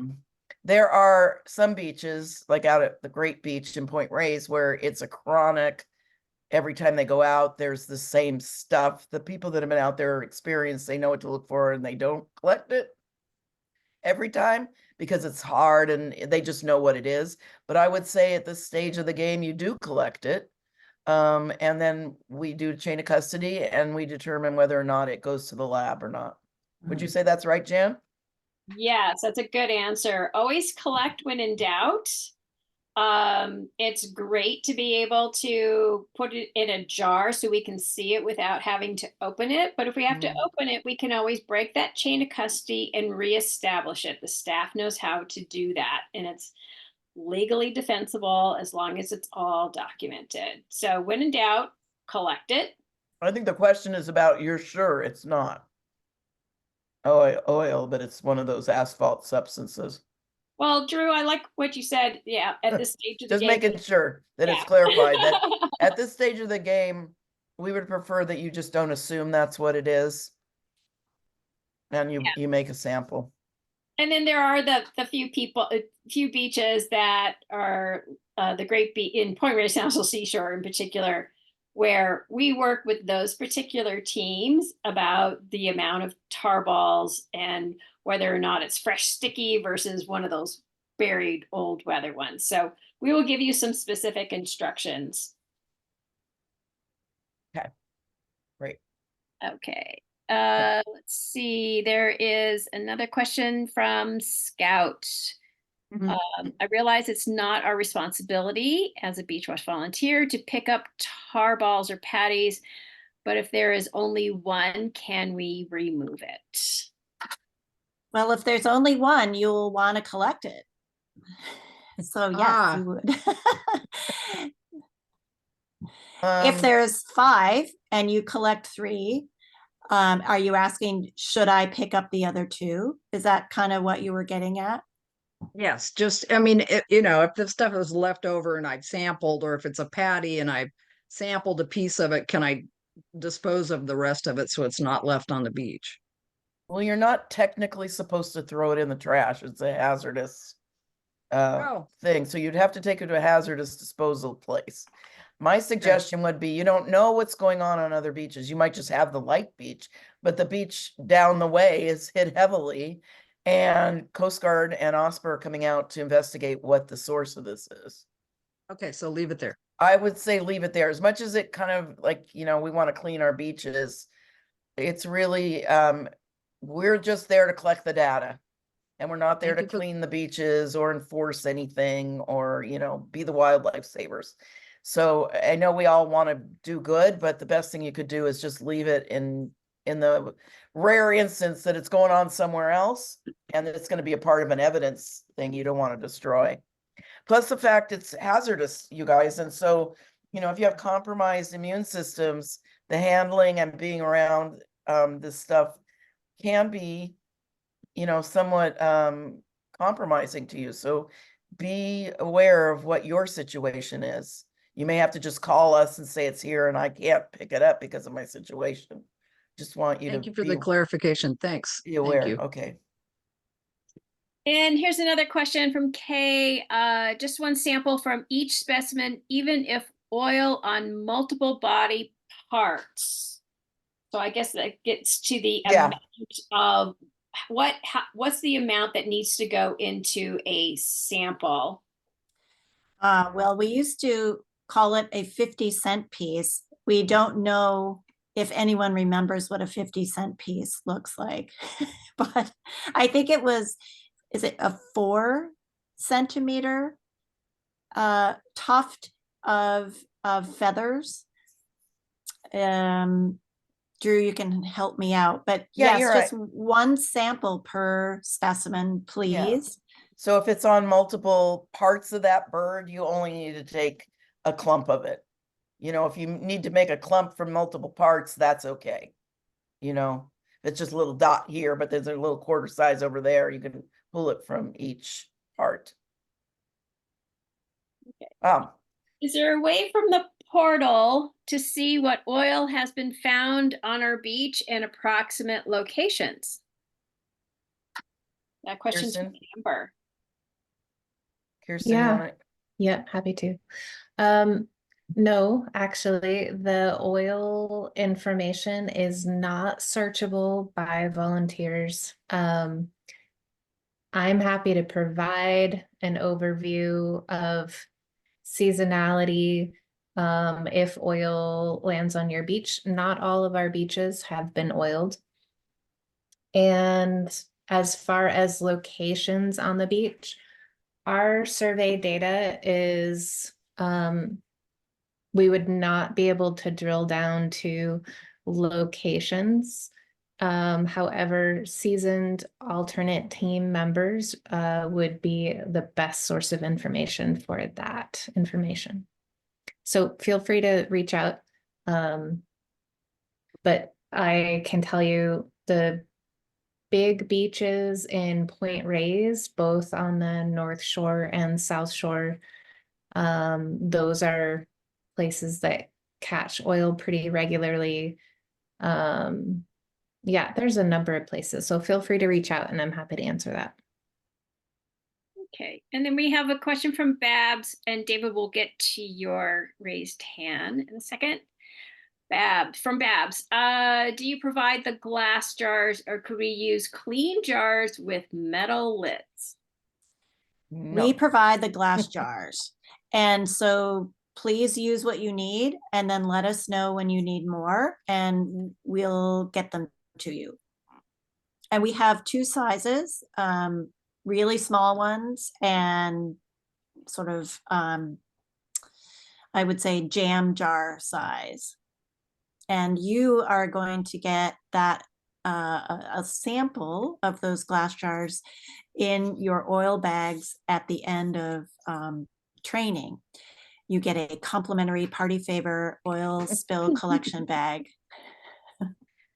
And also to further that, Babs, is we're required to provide the sampling jars for sterile collections. So even though your clean glass jar and metal lids are very clean because they were in the dishwasher or whatever, that's not considered sterile. So we can't do that. That's why we tell you to take aluminum, because you can put your extra samples in aluminum wrapped up in a little packet. Right. The only alternative to the jars that we give you is the aluminum foil. The jars that we give you are calibrated to basically fingerprint the source of the oil. So if everything like the nitrile gloves, that's calibrated into that. If it's the lining of the lid of the jar is calibrated into that. So please only use what we give you. And then we Great. have David. Want to turn on your microphone and ask your question? Yeah, it's kind of a question of scale. And I know, we're gathering evidence. We're gathering, evidence from, a bird here, a couple birds, a few birds.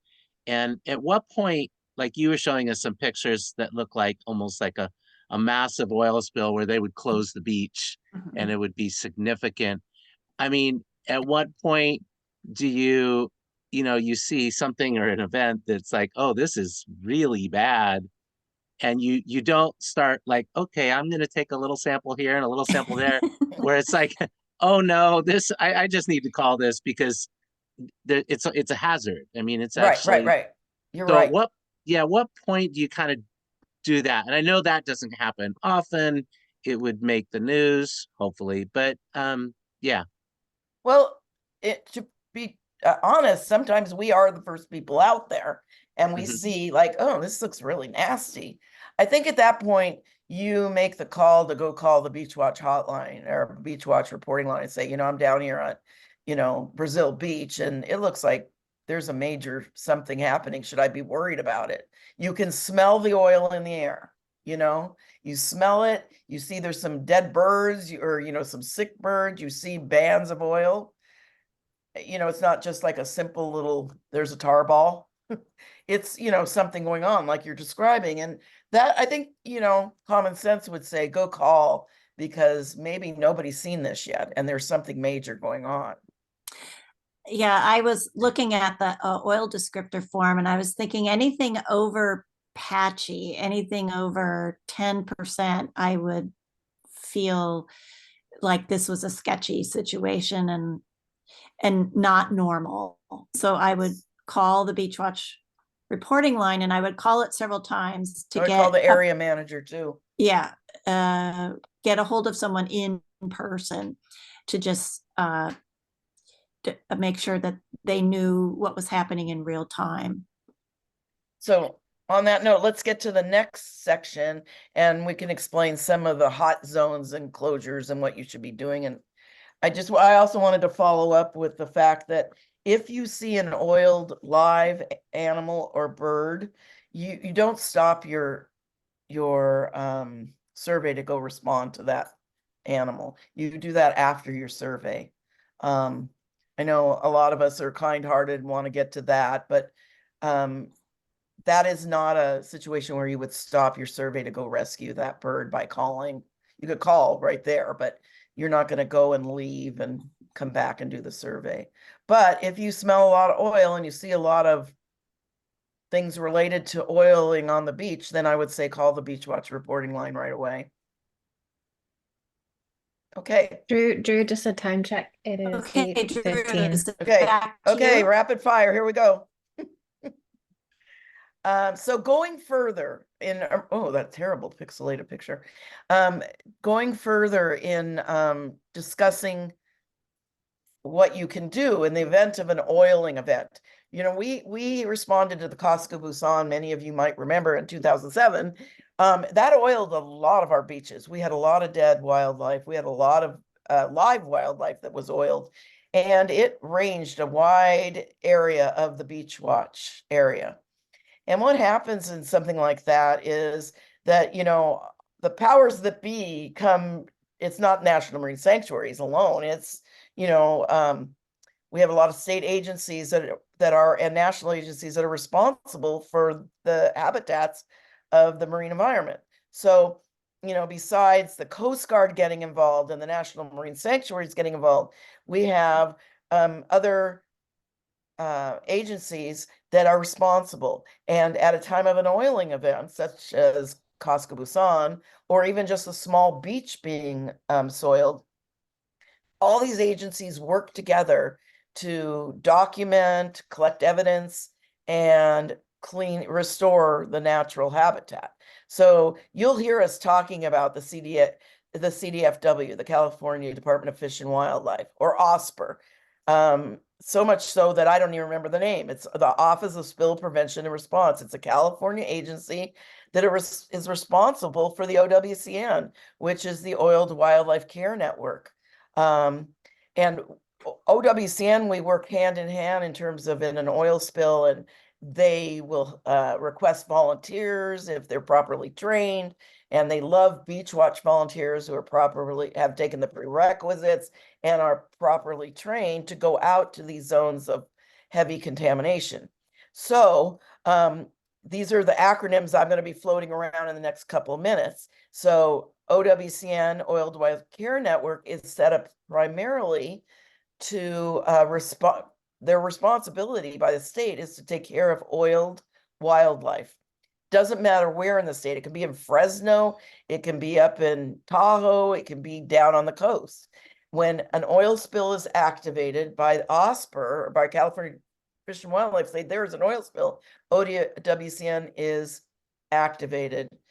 And if the members, the volunteers that work, want to be that involved and go out to these hot zones, you have to have this certification called HAZWOPER, the Hazardous Waste Operations and Emergency Response Certification.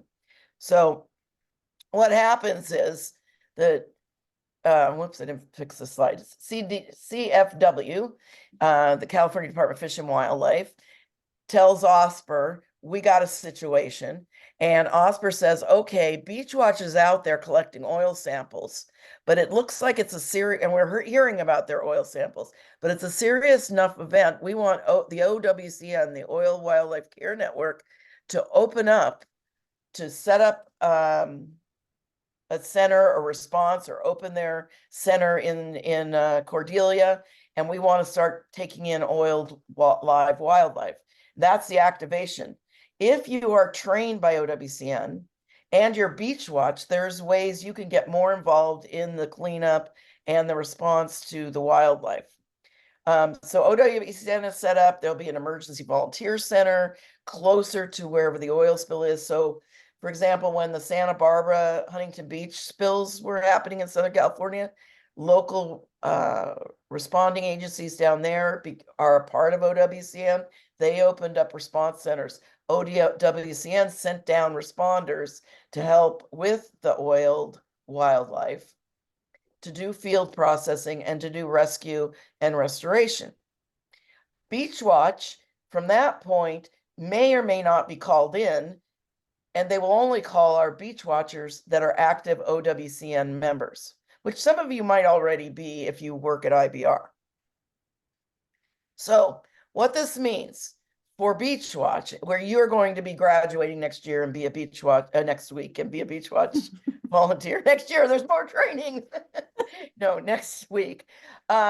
You can have your choice. You do not need to be anything but a Beach Watch volunteer. You are allowed to go down to a beach initially and collect a few tar balls and report to us that there's some oiled wildlife. When the beach becomes closed to the public, we are no longer allowed to go down there unless we have HAZWOPER 24-hour certification. And then it's up to the beach managers if they're allowing those people with those certifications to come in. They're called hot zones. It means it's where the action's happening. It's where the oil is most, visible, most contaminated.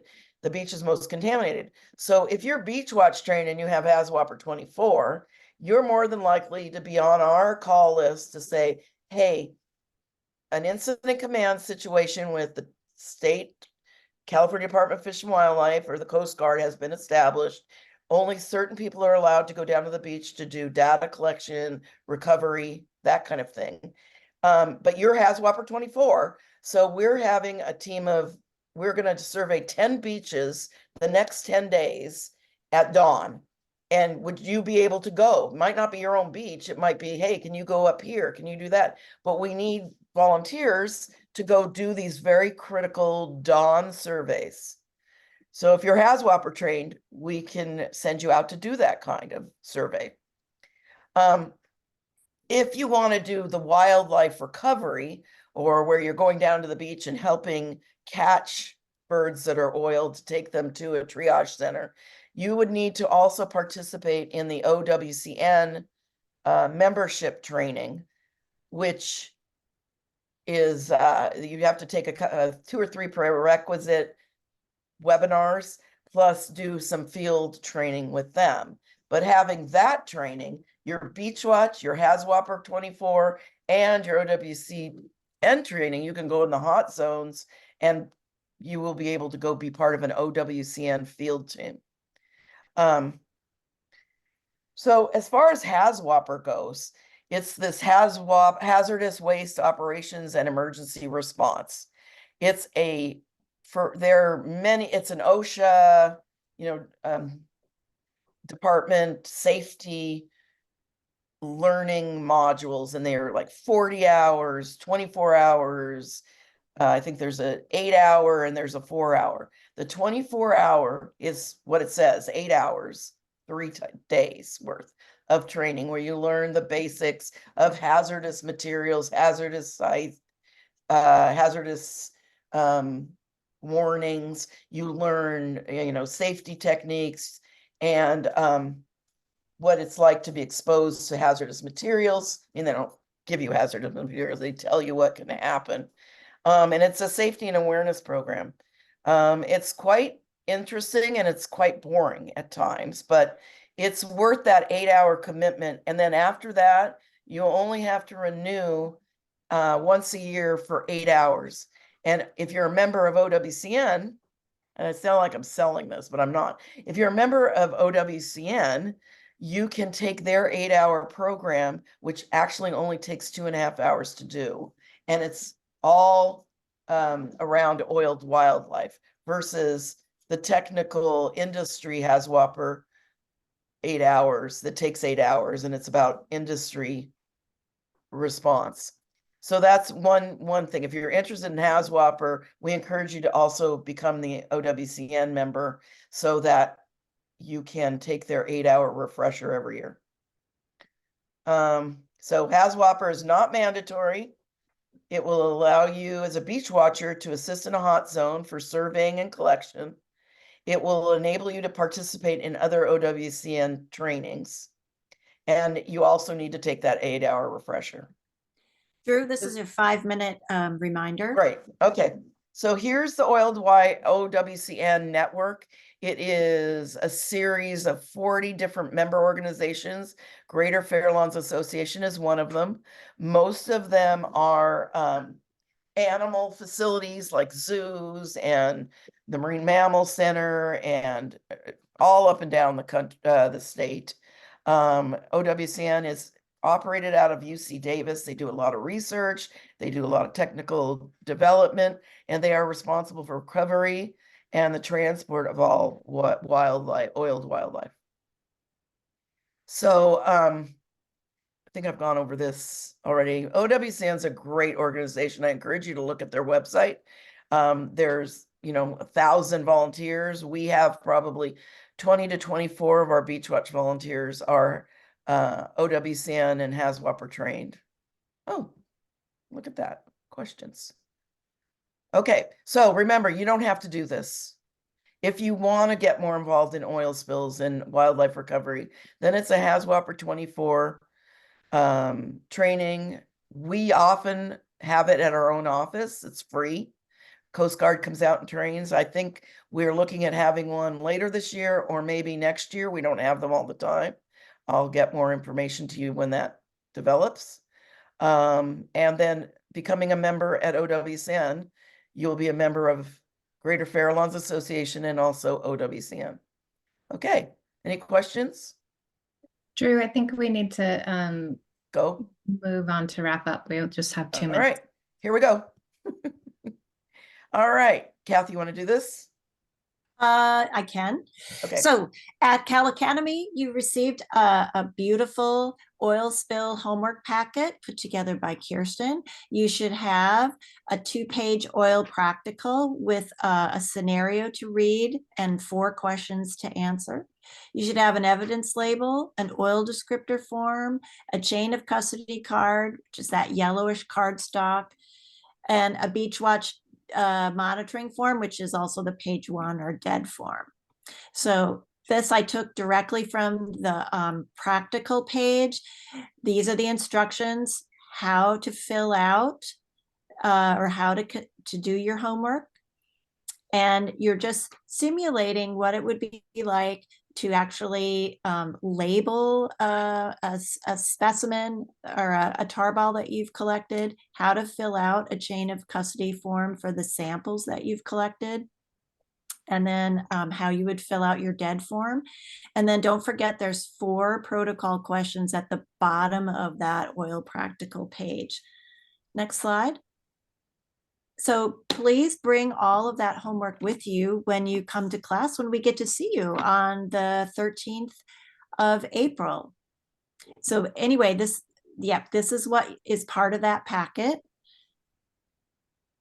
The homework is due on Saturday. And please remember to watch the field collection of oiled samples if you haven't already. There'll be a fun final quiz to be emailed. And final beach assignments, schedules, and mentors will be discussed when we get together on Saturday. So we have a couple of important slides for the Saturday, Sunday, back-to-back final countdown. On Saturday, April 13th, we are meeting at Doran Beach, or we will be going to Doran Beach and Bodega Marine Lab. So 2 really fun places. Dress for chilly, breezy weather. We don't know the forecast yet. Bring the usual outdoor gear, including water bottle. Please bring a bag, lunch, and snacks, your binoculars and field guides, your Beach Watch backpack with all your survey tools and your cheat sheets and your oil homework. But we're not going to meet right at the beach. We're going to meet at a wonderful little hot dog place called the Dog House in downtown Bodega. It's right off of Highway 1. It's a little side road called Smith Road, and it's right along the bay, and we can meet there at 9 o'clock. You need to meet us there because you're going to pick up a parking permit from us, and we're going to enter the park together as a convoy. Then, after we do some fantastic bird watching with Peter Pyle, our guest bird watching guru, we will move as a group to Bodega Marine Lab, which curves around the end of the bay, and it's on West Shore Road. We'll move as a group to the Bodega Marine Lab for the classroom work and oil practical activity. Next slide. And then this is the fun part. So Sunday, April 14th is our last activity together plus our graduation celebration. We will be meeting at Muir Beach. We'll meet there at 9 a.m. Same kind of instructions for wearing beach-friendly clothes and bringing all of your beach watch gear in a backpack. You'll be doing an independent beach survey on your own from 9 to 11. We'll review that survey afterwards. And then the fun starts. We'll get to enjoy a well-deserved congratulatory party. Drew will email a potluck sign up if you would like to bring a dish to share. We will supply the desserts, beverages, plates, napkins, and forks. And feel free to contribute a shared item. Please bring something for 6 to 8 servings. But those of you who are traveling a long way, and please do not feel obliged to bring anything. We will always have plenty of food. Our Beach Watch volunteers and staff are excellent cooks. So that Well, was I wouldn't say that. well, yeah, I would. I've eaten your food, Drew. So the party is from 11:30 to 1:30. And the independent beach survey we'll do right away in the morning at 9. And again, that takes place at Muir Beach. There's a little map here. It's off of Highway 1, Oops. off of Shoreline Highway. I will email everybody these last 4 slides. The directions, the time to meet, what to bring. You will have the final quiz. We'll get that all to you this weekend. Great. Thanks so much. That is it. That's the last slide. Woo, we did it. We zoomed. Practically. We zoomed through.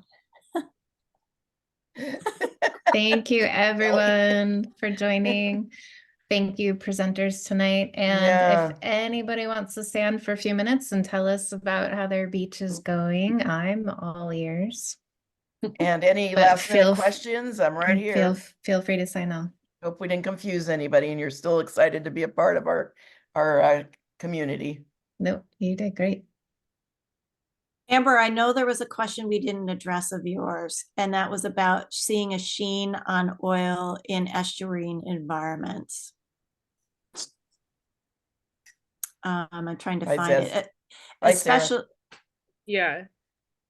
So, like, especially for estuaries, can you clarify what to do if we observe an oily sheen in water that clings together?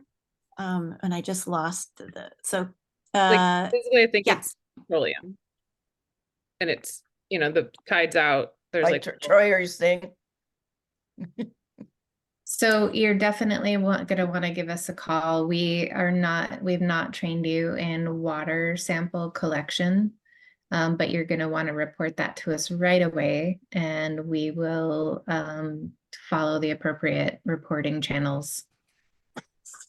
Yeah, and we'll ask you a few clarifying questions, because sometimes after a storm event, especially after a growth season, like at the end of the summer, the breakup and the detritus from algae will sometimes create a little rainbow sheen on the surface of the water. So I always learned, like, definitely if give you us throw a a call. rock in it and it clings together. Swirls. Yeah. If it swirls and it's smelling like petroleum. Yeah, if it smells too, yeah. Yeah, absolutely. Yeah. So that's when we would make further reports and water samples would be collected, but we're not training you in that aspect. Right. Sounds good. Just the weathered oil. Thank you for the good question. And Amber, did you see my response to you about the bodega area? Okay. Yeah, thank you. Yeah. Right. I had a question. Is the oil descriptor form on the portal to print? Because I've been using the one that was in the homework packet as notes Yes. tonight. All the forms So are under data sheets. If you go to volunteer resources, it says data sheets, and all of the forms are there for you to print. Thank you. Sure. I just wanted to mention I went to the Fitzgerald beaches, and I wanted to say I've never seen a Caspian tern. And there were unbelievable, beautiful, beautiful birds. Never once had seen one before. So what a treat. very I'm so One of my glad. favorites. Yeah, they're lovely. They were gorgeous. Francis Beach too. Yeah, they're coming in. Yeah, they were That's pretty great. pretty close. They didn't seem too shy. They were buzzing us. The veteran Oh, that's team right. we I were forgot with about that. actually documented it because they appeared to be unhappy with where we were, and Oh. felt like maybe we didn't find any nesting or see any signs of it, but we thought because of their aggression towards us, and it's Oh, pretty directed. It wasn't just random, and we were kind of over inferring. That was her opinion, having surveyed that beach many times and seen Mm. those birds. that's a very interesting observation. I've worked in tern colonies, and the only time they get really worked up about your presence is when you're around a nesting site. So, and that is not an area that I'd heard of nesting Mm. before. So, Yeah, they were fairly close to the water too. Don't you think they were, Marjorie? Yeah, there was only a handful of them, but it was near the end of our segment, so they they were buzzing and they were flying Mhm. low near us, and then we continued on, and then and wanted to get away from them, leave them alone, and then when we turned around and came back, we had to pass them, and I think didn't we see the same behavior? I think on the way back. Hmm. So Yeah, I I mean, just remember. the That's so veteran interesting. team was like, whoa, oh, something they hadn't heard of that before. Huh. before. Yeah. Well, that'll be interesting to track if that continues. Mhm. That's cool. Drew, you better go check it out. I know. I've just thought that in my head. I'm gonna go down there tomorrow. Well, then we saw lots of snowy plovers too. That was so much fun. Yeah, that's a Yeah, that's a great big spot for snowy them. habitat. You got everything on that beach. Such a beautiful beach, really. Yeah. Once you get past all those people, then Yeah. it's like really cool. Fantastic. What beach is this that you're speaking of? What beach? Francis Beach, which is in Half Moon Bay, Okay. not probably that far from Fitzgerald. No. Yeah, probably not. Okay. Well, thanks, everybody. Nice seeing you all. Yeah, See you you next too. Saturday, but look for Thanks, emails. Nancy. You're gonna get Thank you. inundated. Thanks, everyone. You have a good evening. Thank you so much. Thank you. I wonder if those Caspians are getting nesty, like the hormones are starting, and even if that's not a spot they're gonna end up nesting, if they're like getting Yeah. a little feisty. But where do they normally nest? Well, they nest in like South Bay, Northeast Bay. Oh, like I in didn't the realize bay. Caspians did that. They're out there. Yeah, and I've seen them flying around the Point Reyes, like Drake Sestero area in the summer carrying fish, and I'm like, if they're not Yeah. breeding here now, I feel like they want to be. So they can be kind of a low density nester. And I always wonder, if there's one or two tucked out there on stretches that aren't getting a lot of visitation.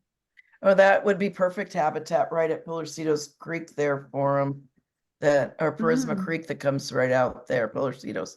Right there, there's that whole little marsh area. Maybe we should ask Alvaro. Yeah, Mm. we'll do that. I usually see the Caspians carrying fish to their chicks and then feeding the chicks like right on the shore.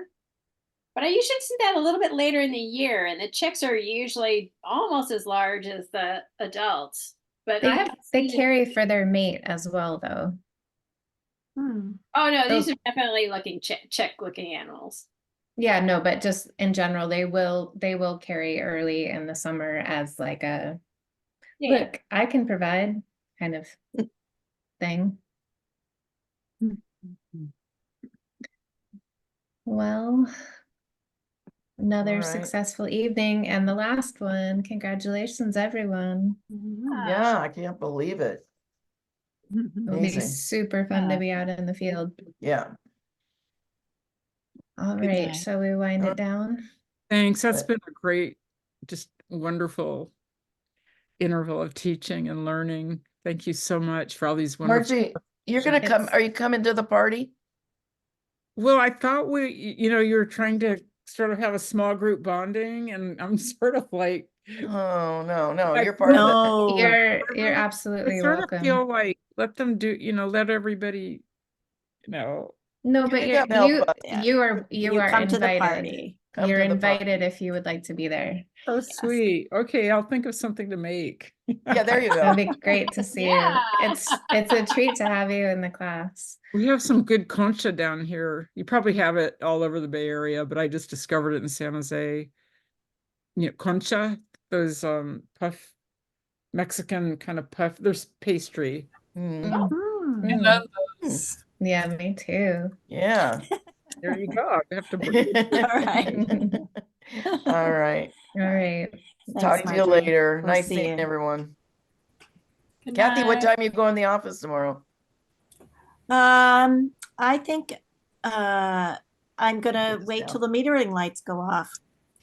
We have a dinner reservation at 6 in the city, so I will Okay. probably be there 11 to 5 or something like that. Okay, I'll be there noonish Okay, that and sounds stay until good. you. God, that oil descriptor form. Ugh, I'd almost pay Thank you for someone doing it. else. I know. Pay someone else. to It do was so much nicer doing it in those segments as opposed to me being the only, like going through the whole thing. I just drone at that thing. So I appreciate you doing it. It sounded great to me. You did a great job, and you can certainly swap with somebody else for next year if you really hate that Oh, much. we've perfected it to a point, right? I thought You a couple of things we needed to change, but it's almost down to like this is it. This is how you teach this, it was like lurch. I just was like, oh, Yeah, here I it is. think every time we teach it, it gets better. Yeah. Well, It's 30 years hard. later, it's really Really hard. good. So I know. will have the permit packet in available for you guys to print tomorrow. Okay. Oh, I Right. don't have to write a new one? Well, I thought I'd just change the date, right, Jen? Okay, so we don't need the new stuff from. We have that. I'll just put it together. Okay. Tomorrow's a good day for printing, so I'm happy to. I think I have everything I need besides Awesome. you Okay. approving me changing the date on this. No, I don't mind. Yeah, just give me a copy of it. So I have it. Okay, we'll give you your permit packet. All right. Well, awesome job, everyone. I just sat back and listened today, and you sounded tight. So Are we going to regroup sometime next week to talk more about Saturday and Sunday? yeah, are you joining us on Tuesday?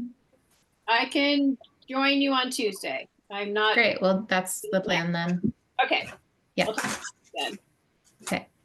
We're not changing next Tuesday's time, right? No. We No, didn't no. change that one. Okay. We decided not to change the time. Okay. I will try and have parking permits ready tomorrow, Kathy, so we can laminate. Okay. That sounds good. Cool. All right. Oh, Thanks, everybody. thank you. Have a good night. Bye, you guys. Bye. Gotta get home safe. I will. Get out of there. Ah. Be safe. All right. Bye.